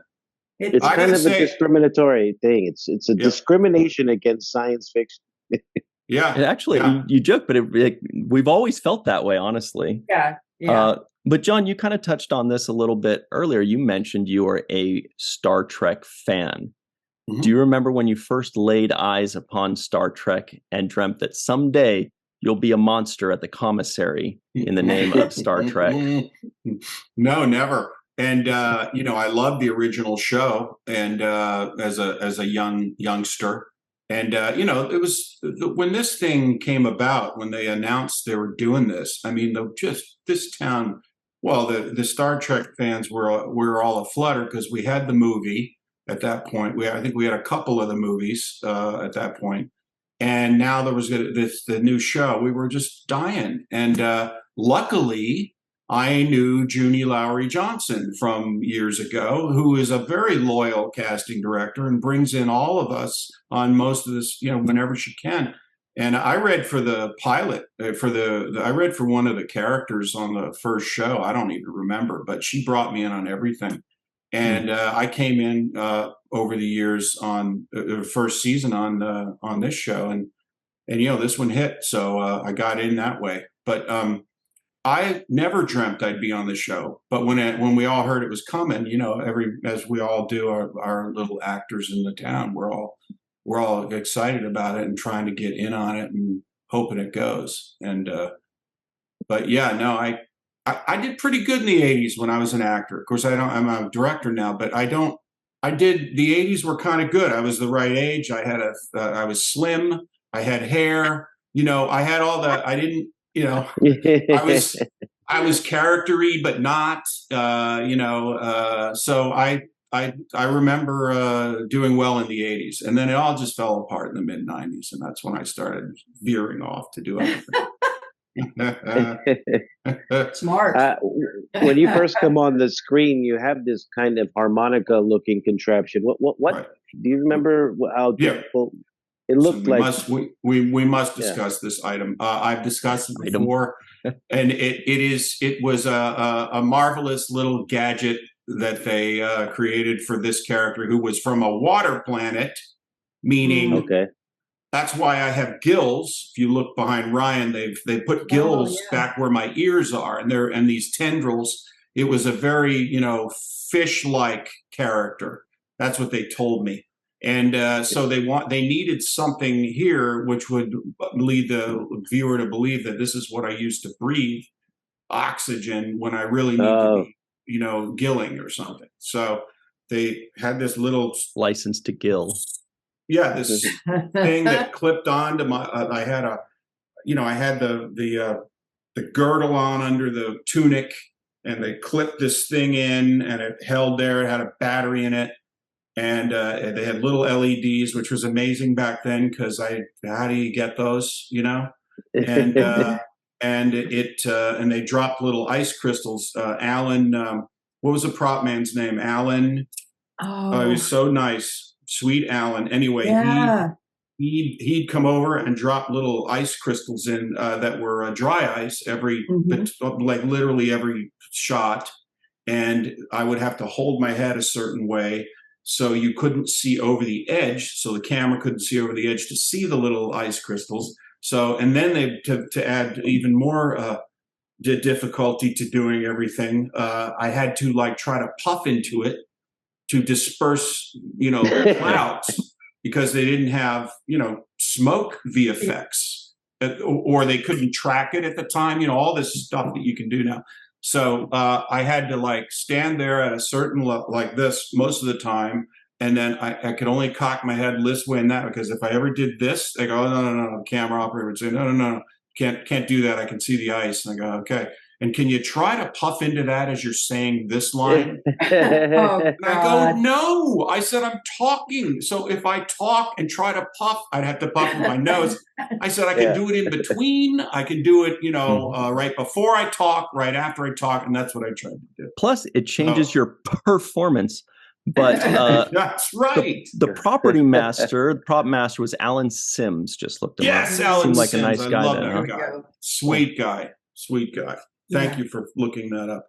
Wow. Well, you made it work. I mean, you totally sold it. You sold it.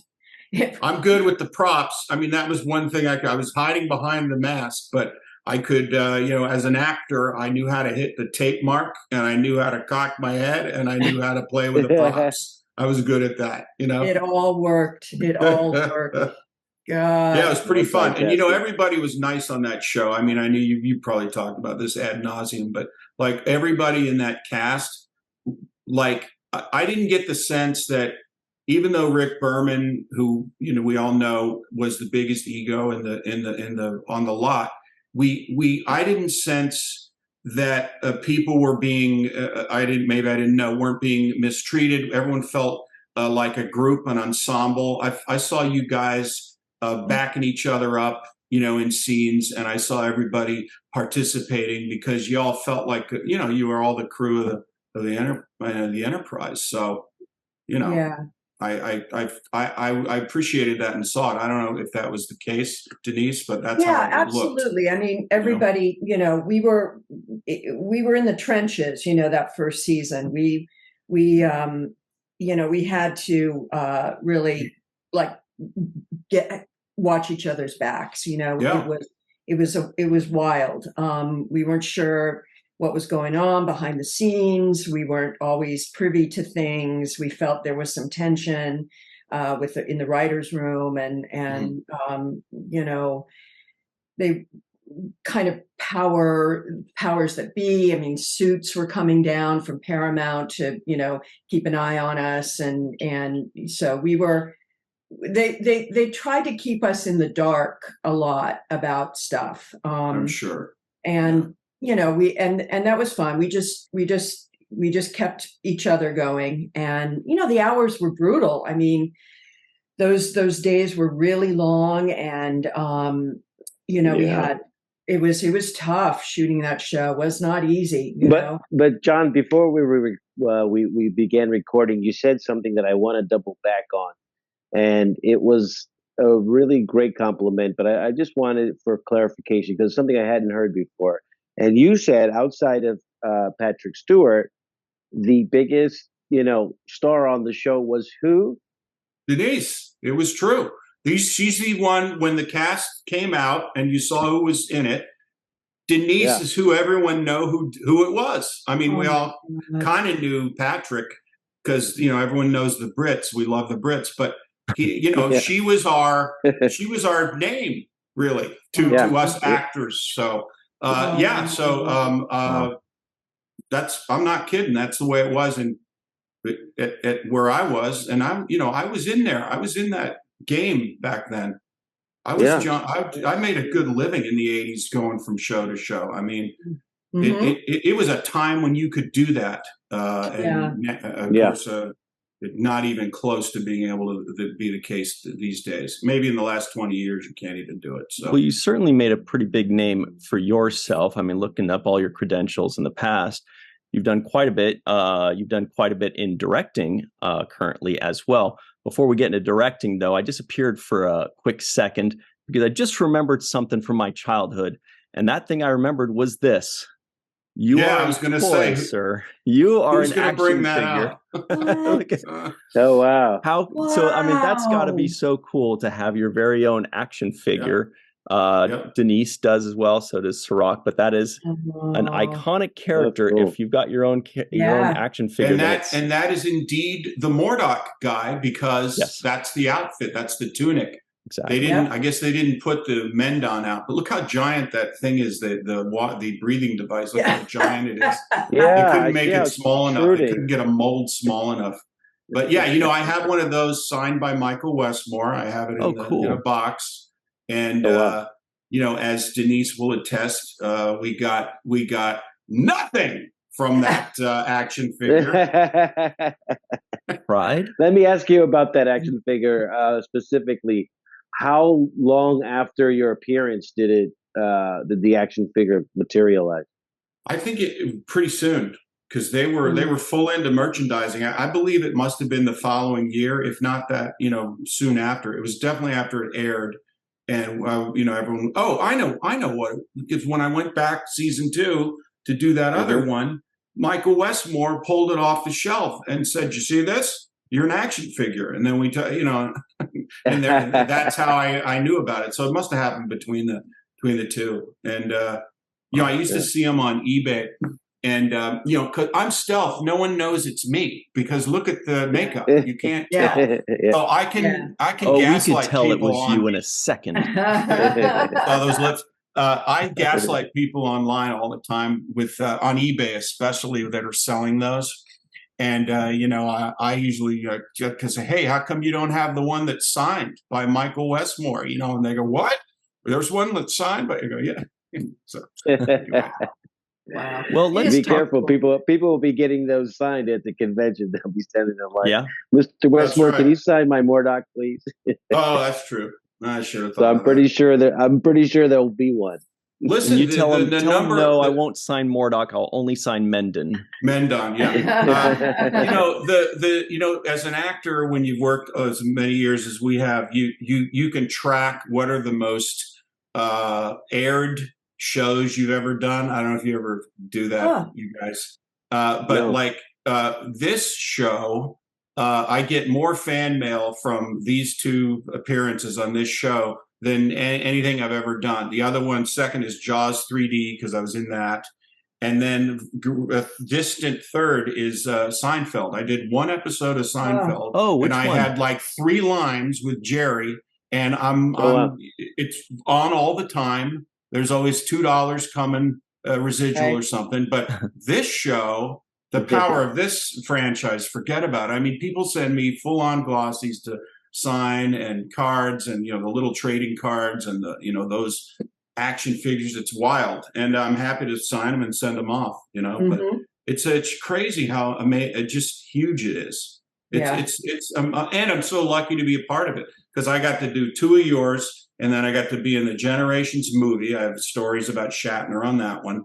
And then and then years later, I get to work with Bob Picardo. He's been in several of my movies as a director, and I directed him in a play. And then I just finally got to work with Johnny Frakes this year in the Hallmark thing I did. I have Picardo and Frakes in the same movie. The same thing. Yeah, and we had a What's it called? love fest. It's called A Biltmore Christmas, and it'll be out in Hallmark. next. Well, excuse me. Hello. I know you've done time. You've done like a million of them, right? No. I've never done the Hallmark thing. Oh well, we need to. I need to suggest you. And it's got to be Christmas because it's always Christmas. It's got to be a Christmas movie. Oh because, I can. So fun. I got some I can see street you in a love cred. story.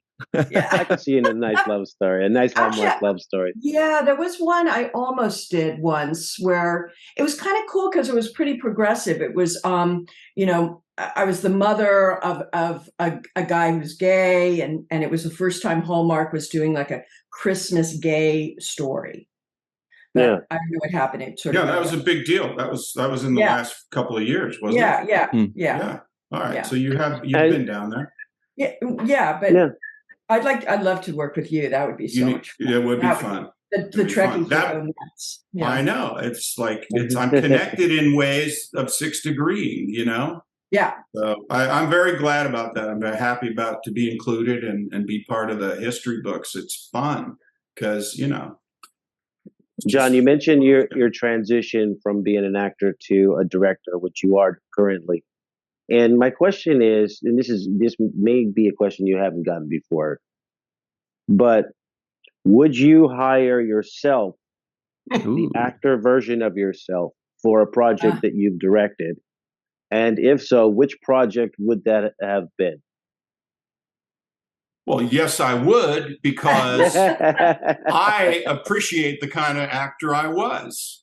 Show up on time, know my lines, don't piss anybody off, work as an ensemble, not a star, and hit my mark. I mean, that's a director's dream. And when I get actors like that on my set as a director, I'm like, oh my God, thank you, Lord. Somebody has sent a good human being actor to me that's not in this for some other reason. Anyway, yes, I would hire myself. What project? No idea, because I don't I'm not particularly fond of looking at myself on camera. So that's why, because I deleted my picture here. I'm only seeing you three. So just I'll give you an idea. Really? Well, here you are too. Yeah, well, that I can take because Now, John, we only have you for another minute or so, but you did sneak quickly by saying that you have many stories about William Shatner. Oh, it's a whole episode. Well, you were on the movie Generations, right? You were one of the reporters on the bridge, which is such a fun scene. Everybody remembers that scene as the Tuesday scene. Can you tell us a little bit about that? Yeah, I'll give you the cliff note. It was me and Tommy Hinckley, another actor, who we were pals, and we got cast. Junie Larry Johnson said to the producers of the movie, "Hey, let's get everybody we loved from Next Generation's guest stars and see if they'll, we can populate these little, parts." And that was the pitch when they called to ask, would you ever do 2 days, as a reporter, or would you ever, they were very nice about, making us feel good about ourselves. But and because of that, I got in there, and Tommy got in there, and I knew Gwen Van Dam got in there, and there are other people who had been in the show that apparently they liked over the years. Anyway, so that's how I got in there. Fun. So the best part is, though, I'm the guy with the camera on my head, and Tommy is the audio guy. He's got the microphone, so I have the stupid appliance again on my head. And the pictures are hysterical. And I'm on the bridge when they parade Kirk and Scotty and Walter Kane and Chekhov around. And I got a couple of days with those guys. It might have been a whole week. And I loved those two guys. And Shatner, was Shatner.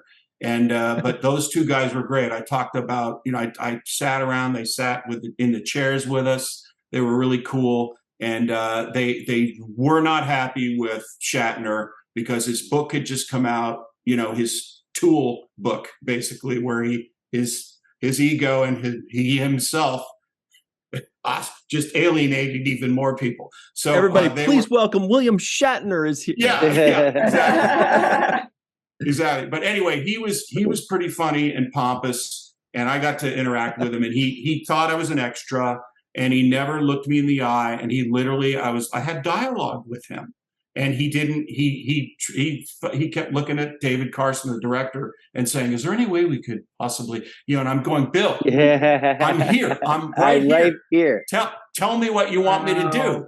Wow. And so there was a bit of that. And can you ask him to move a little bit to the left, please? Yeah, I should have. But he threw me into a light.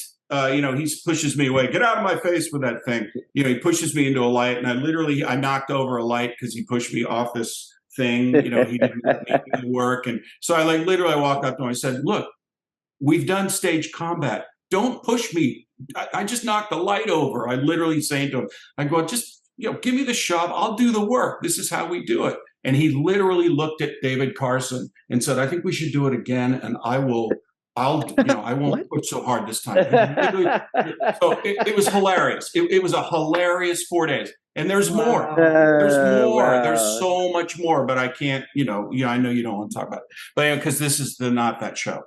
But fun. And every day I'd go home and I'd go, honey, guess what happened today? And I tell her the whole, because it's Captain Kirk, watching him since childhood. And there he was. It was a really fun experience. So anyway, I got to do that, and I think that was the end of it. Really. I didn't work on your show, Sirach, and I didn't work on Voyager. I knew people. I knew we all knew each other then. Yeah. You go to auditions. You mentioned Junie, and Junie hired me for my role, and I love her dearly for that. Yeah. You'll never be able to thank her for that, repay her. Yeah, but she was great to us. And David Carson directed our pilot episode, if I'm not mistaken. So he definitely did. Yeah, that sweet guy. Yeah, Good guy, really. I and, liked him a lot. I thought a terrific director too. Yeah, Yeah. and I had that movie was John Alonzo was the DP, John Wow. Alonzo, and he Wow. had Wow. and what's weird is there was one camera even on this feature. Nowadays we're used to 2 or 3 Yeah, cameras. one and camera. I can't imagine shooting one camera as a director, but he had his credits on a plaque on the Panavision on the big camera. So like there would be literally one, those plastic plates with the white perfect lettering engraving on it, and it would have all of his movies. And he had his little hat on and everything, and I loved him because he would be standing around in the middle of a set like this, and people are setting up, and time would go by, and we're sitting there waiting to start, and he literally would shout at the top of his lungs, "Are we going to shoot this or admire it?" And I never forgot that. And I say it to this day when I'm waiting on something on set, and because I want to go fast as a director, and I'm standing around, I'll say that once in a while. No one knows what they think of. Who's the asshole? Right. Do you use that voice though when you do it though? Sometimes because no one knows what I'm doing, or they may think I'm kidding. I really because I thought it was Sean Connery. That sounded a lot like Sean to me. No, this was John Alonzo. Well, did I put the accent in there? Yeah, Sorry. Sorry. Sean Connery in there. Well, you know what Sean Connery said when the book fell on his head, right? I blame myself. So, oh god. Anyway, the point is, John. Sorry, Denise. This has been so much fun. My heart, be still my heart. We really appreciate you joining us. You absolutely are the guest by far that looks the most like a football coach that we've ever had, and I love every minute of it. And I am an really NFL fan. And I am an NFL fan. Thank you. Now, I know you don't have repeats, but if you need me for Matter of Honor, just let me know. I can continue the story. We would love that. Oh, we'd love to hear the rest of those stories. Because there are a lot of questions that we're going to have about Mendon. Yeah. But we, shouldn't ask them now. So we'd love to have you. Thank you so much. I got more trivia. We didn't touch on any of that. You're very good with your timing. Thank you. I would stay longer, except for but the jokes. I understand. Yeah, no, I like the jokes. All right. Well, look, it's great to know you. Pleasure to meet you, John. So awesome. good to see you again. Been Bye, Denise. way too long. I know. Well, thanks again. John, before you go, everybody at home, check out the Hallmark movie. What was it called again? It's called A Biltmore Christmas. And the one with Denise Crosby will be the following year, everybody. Let us hope. So everybody stick around. We will be right back. Thank you so much to John. This has been amazing. Really appreciate you and your time. We'll be right back, everybody, on The Seventh Rule. Lieutenant Tasha Yar's got some mad transporter skills. Commander Riker looks like an undefined form standing in a visual frenzy. And Captain Chorus dies well. Hello, everybody, and welcome to The Seventh Rule with Sirach Lofton and Denise Crosby. Hello. My name is Ryan T. Husk. Today we're doing a review of Star Trek The Next Generation Season 1, Episode 19, Heart of Glory, story by Maurice Hurley, Herbert Wright and D.C. Fontana, teleplay by Maurice Hurley, directed by Rob Bowman. This was March 19th, 1988. We have a very special guest today, the one and only. He makes you forget what decade you're talking about, Vaughn Armstrong. Yeah, that's me, and I'm sticking to it. Oh yeah. We also have a very special thanks to Grandpa One for sponsoring this entire season of Next Generation. Thank you so much, Grandpa One, aka Tim Baum. Vaughn, thank you so much for hanging out with us. This is your very first Star Trek role, is that correct? It was my very first Star Trek role, and I had a ball. We got to do some hollering and some running around and shooting and stuff. It had everything. It's like a boy's fantasy come true, a little boy's fantasy. Totally. You're sitting in front of the death yell there. I'm in the middle. I'm the only guy you can't see, but you can see my forehead back there. Mhm. Wow. Yeah, see, we There you invented are. that death yell. Yeah, and actually, when I saw that, it immediately flash forwarded for me to when, spoiler everybody, Jadzia Dax dies in season 6 of Deep Space Nine, and Worf does the death yell howl. Yeah. But it's really powerful and dramatic, and you guys do it later. But Vaughn, can you tell us, just get us started with this? Were you a Star Trek fan before this? Had you watched the original series? Did you know anything?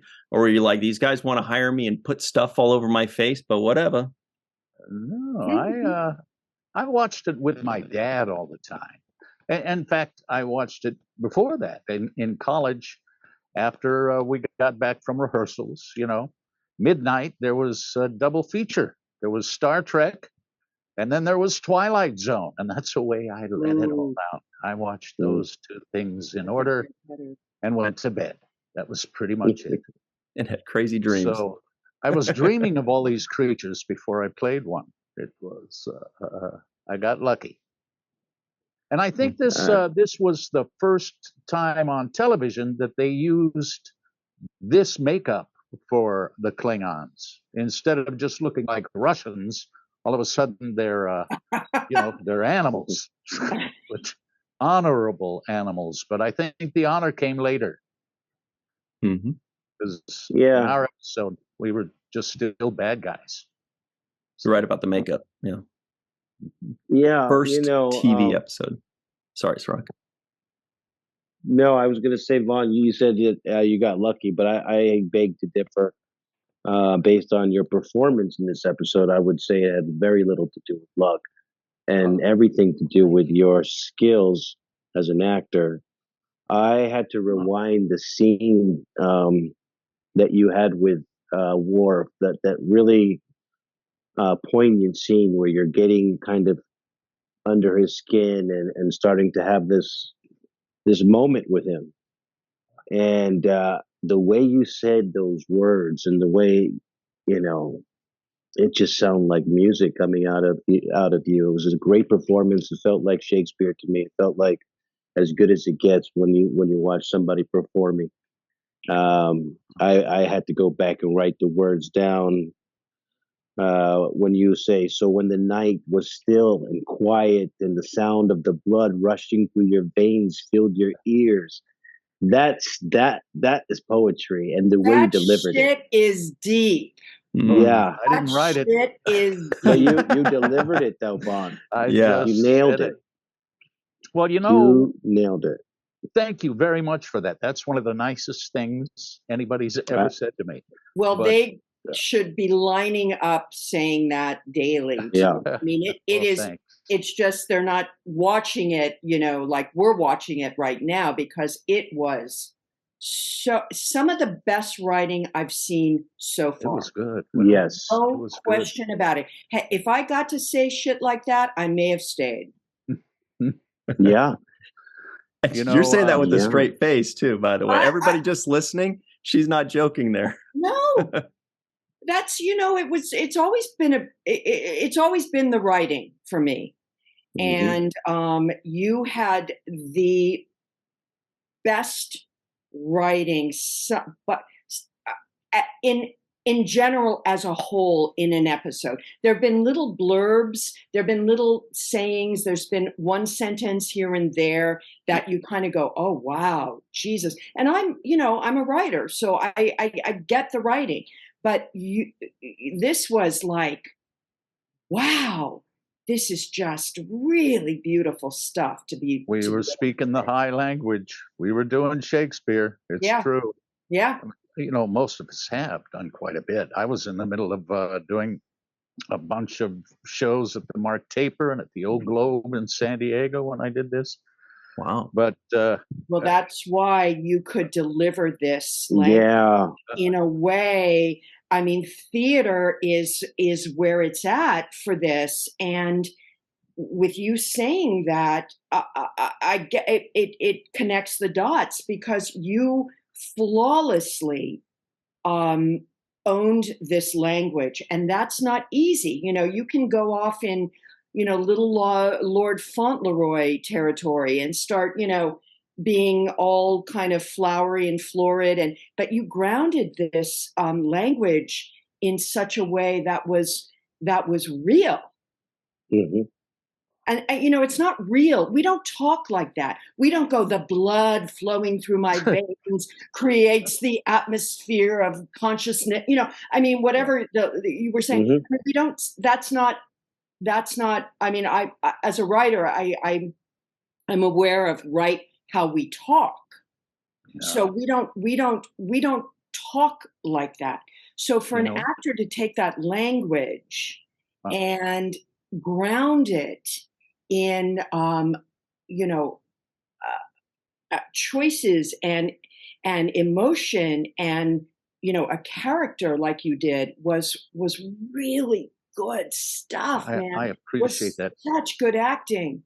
I was so impressed, Vaughn. I'm telling you, nice, you guys. I'm getting verklempt here. I was like, you know what? I don't think I properly given Vaughn his respect as an actor because I haven't seen your work really the way I just watched it now, and I say, wow, this is extraordinary. And I had to rewind it a few times because, like I said, it was like you were really connecting, and this is the first time we got to see the Klingons.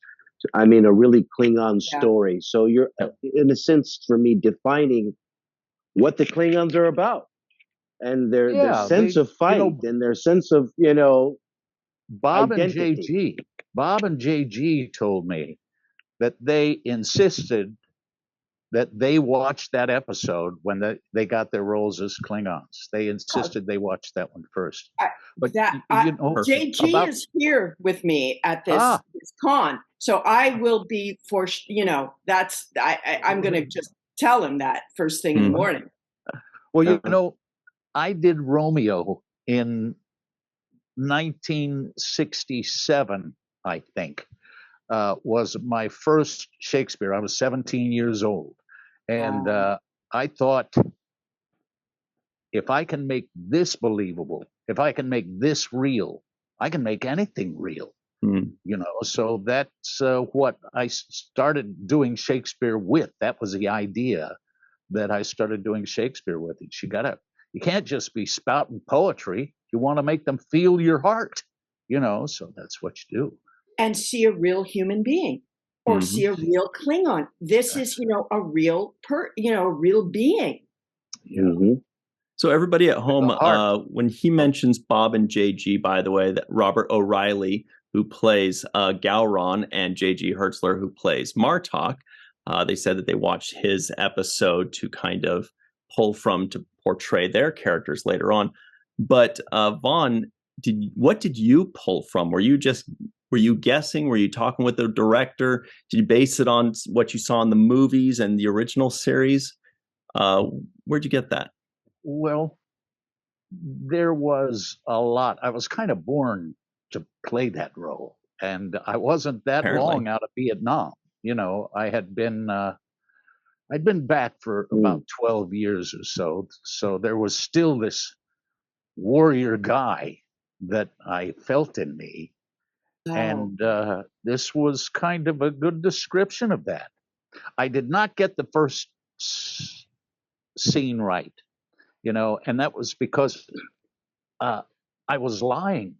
And so I was trying to be a nice guy to these people. But really what I should have done is lie about being upset about what they did to me so I could get a better start on that character. But I'm, like you said, doing a dream language to kind of try to fool them.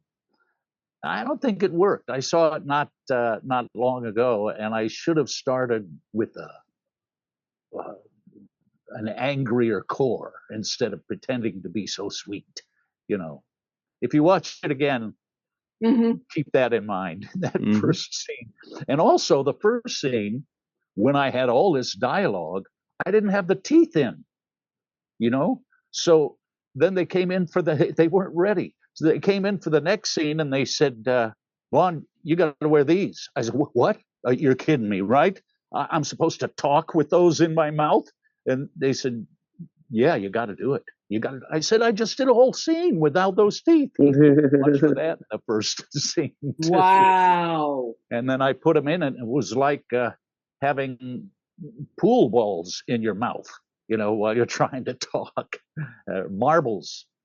But I think it was good that you did it the way you did. I know you say in hindsight you'd like to start out a little meaner, but what I liked about it was you started out kind of soft, thinking that you're dealing with the Federation and just these other guys that you don't know.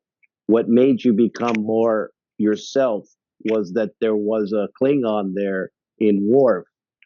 And that lets you kind of let your guard down and say, look, buddy, this is what the deal is. I'm going to let you in on something because you and I have a kinship and this thing that beats inside of us. And I thought that's what made it work for me, that you were letting your guard down because you knew you had a friend. You knew you had somebody who can advocate for you on your behalf, at least from the way you see things. Right. And there, the setup, the Klingon connection is far greater. I mean, they're trying to set it up that it takes relevance. It's the number one priority of, whatever uniform you want to put on, whatever, style or progression or traveling you're doing as a Klingon. We are at core always this, and this rides out. This takes priority. This is beyond, and that was, that's a wonderful social psychological notion that Star Trek plays around with. Like, are you going to be that? Or are you going to be us? Are you going to be who you really are? Are you going to be the new you? And there's even an acceptance there. So when that death ritual happened and you first kill the other Klingon that was injured in the beginning, and you decided, okay, I'm going to put him out of his misery and kill him, and you guys do that scream, Picard and the rest of the crew are saying, they're not objecting to it, right? They're not saying, hey, what are you doing? You can't kill the guy. There's rules here. They're accepting that culturally, this is a Klingon thing. You guys handle it your way, and we are allowing that to be kind of a cultural, ritual of yours, that how you finalize this person's last moments. Well, it even scared me. Yeah, that was pretty so moving. Cool. Just we're yelling to the heavens that a Klingon warrior is coming. And that was kind of difficult too, because back then I had bad teeth, and I do this thing. And they want them to take a real close up in on my teeth, and I'm not. I don't think you want to do that. And they did it anyway, and they said, "No, Vaughn, you're right. We don't want to do that." I had a fair degree of cavities at that moment that I got in Vietnam. Well, we look at stuff, in the 70s and 80s, and you catch actors opening their mouths wide, and you see all this, metal fillings, and you just go, okay, even with I've caught it on this show, I caught it with Geordie the other day with LeVar, and he has, regular fillings. We all have. I've got a couple still, and they're metal, and you just go, well, in the 24th century, I don't know, I mean, nobody has cavities. Nobody has a cat. You just go, and you're done, abracadabra, mouth is pure. Yeah. And that's what the guy said, actually. He said, no, you've got too many cavities. I said, they're not cavities. They're fillings. That's right. And they're caps. They're not cavities. Right. They were formerly cavities. Yeah, they were. I really love that scene, though, and I think this was Worf's first episode. So you essentially are, Worf as a central theme of an episode. This is Worf's main episode in the first season. This is story, yeah, we're breaking Worf's character essentially, because he's an ancillary character essentially up until now. Now we're actually getting backstory on where he came from. He talks about being adopted by this family and moving to Galt. But I really felt like you were, touching the nerve that people who have difficulty, tracing back their identity and their lineage.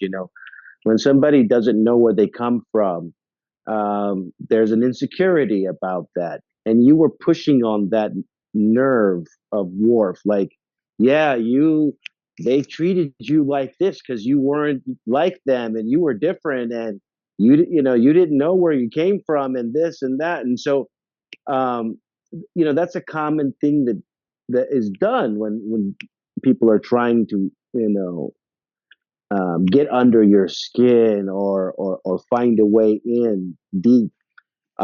Psychologically, I love that, but I loved how you delivered the lines once again, in the performance wise, when you say, I understand why you can't relent or repent or confess or abstain. And I just had to go back and watch that at least 10 times because it was so musical, Vaughn, and the eyes and the passion. Vaughn, some excellent scene. It was you killed so great. It was so interesting. I don't know if you know, a little bit about, my involvement here, but I have not seen the shows since they first aired 35 years ago.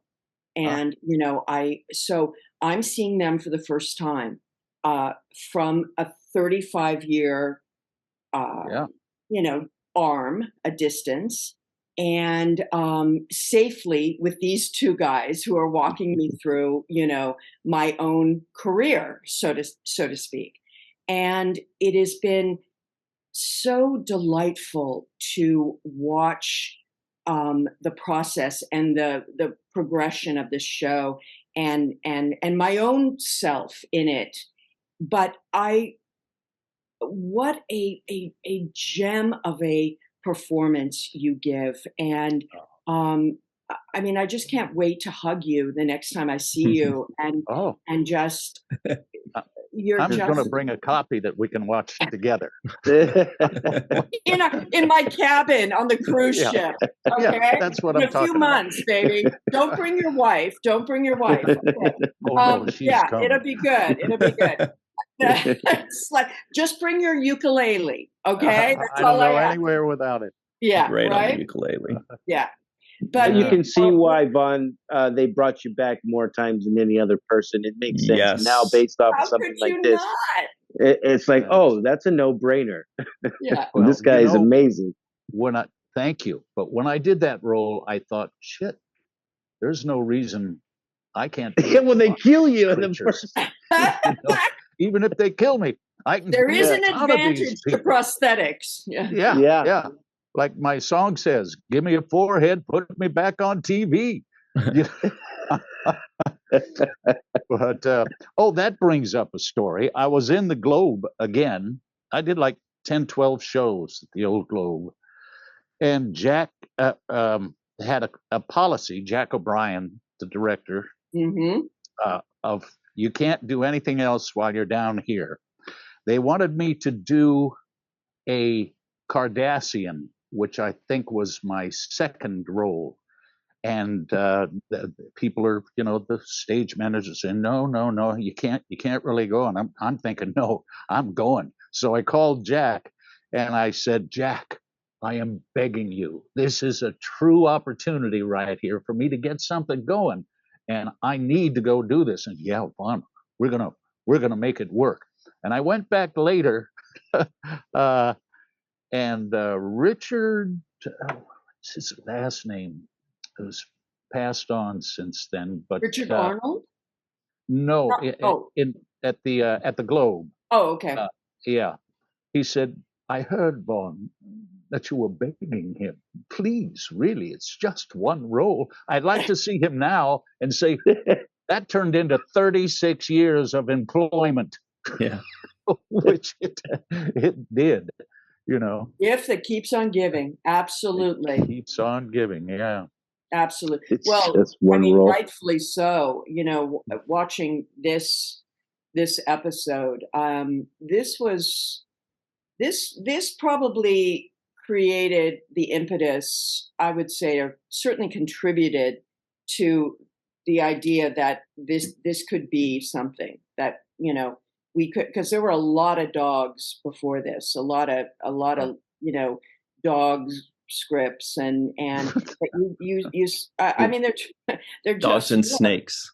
dogs and snakes and, you know, all kinds of shit. But this kind of was like, yeah, this is good stuff. If we get, you know, if we go there, we got something, you know. And just seeing the Klingons, you know, it was just something so tangible and we could it was exciting, and we'd never seen anything like that, and it was, you know, vibrant and it was good for the show. I mean, the whole thing was good, I think, for the series. I think you're right, and they had that in mind because Rob Bowman was saying, you know, here it's been to this point talking heads a lot. Yeah.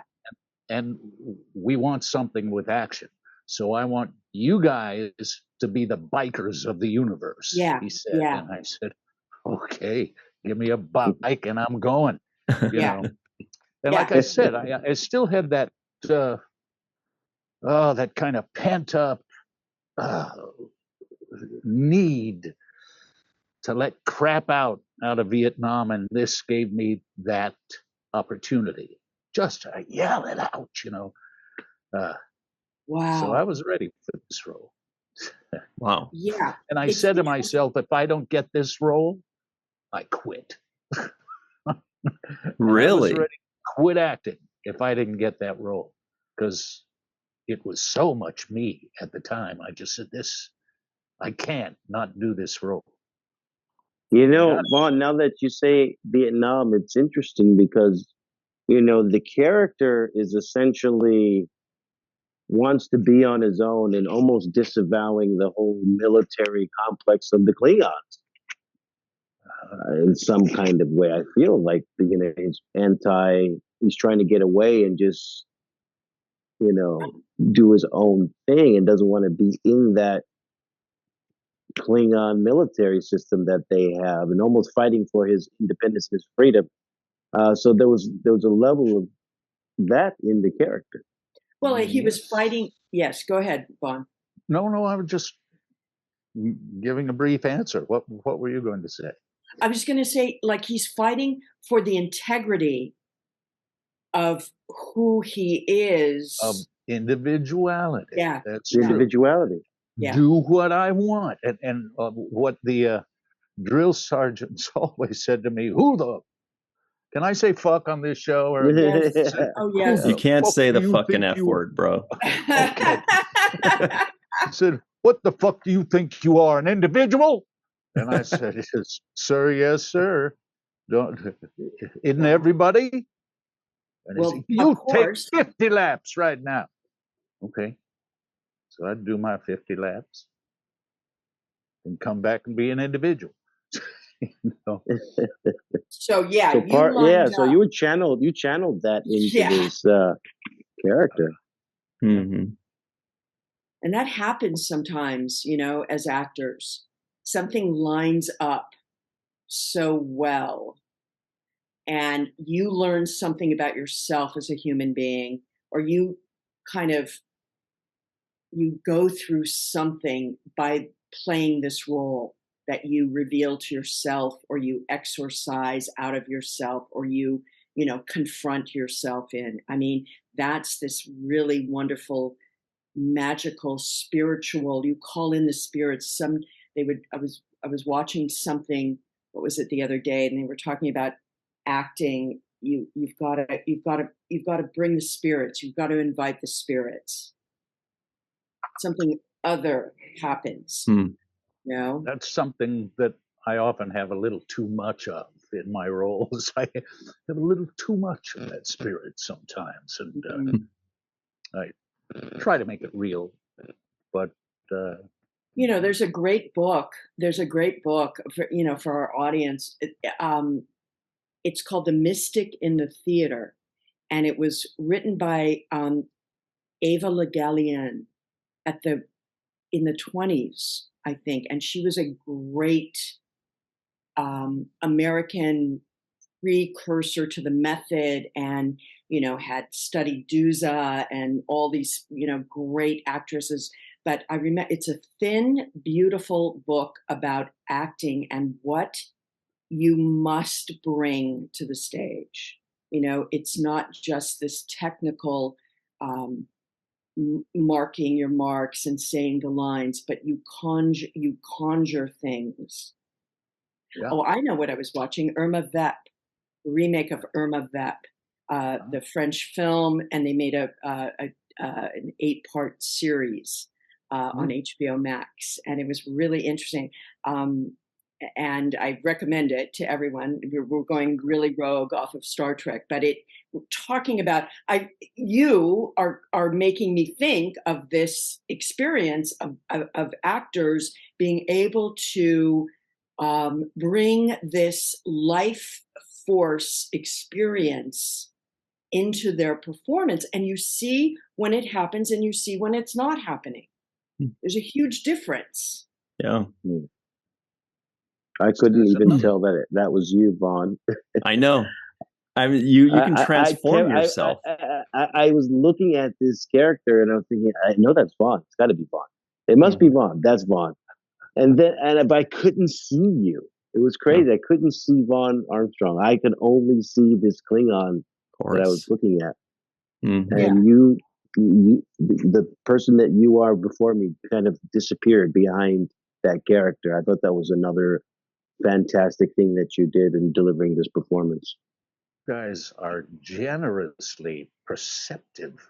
You're smart people. Well, sorry.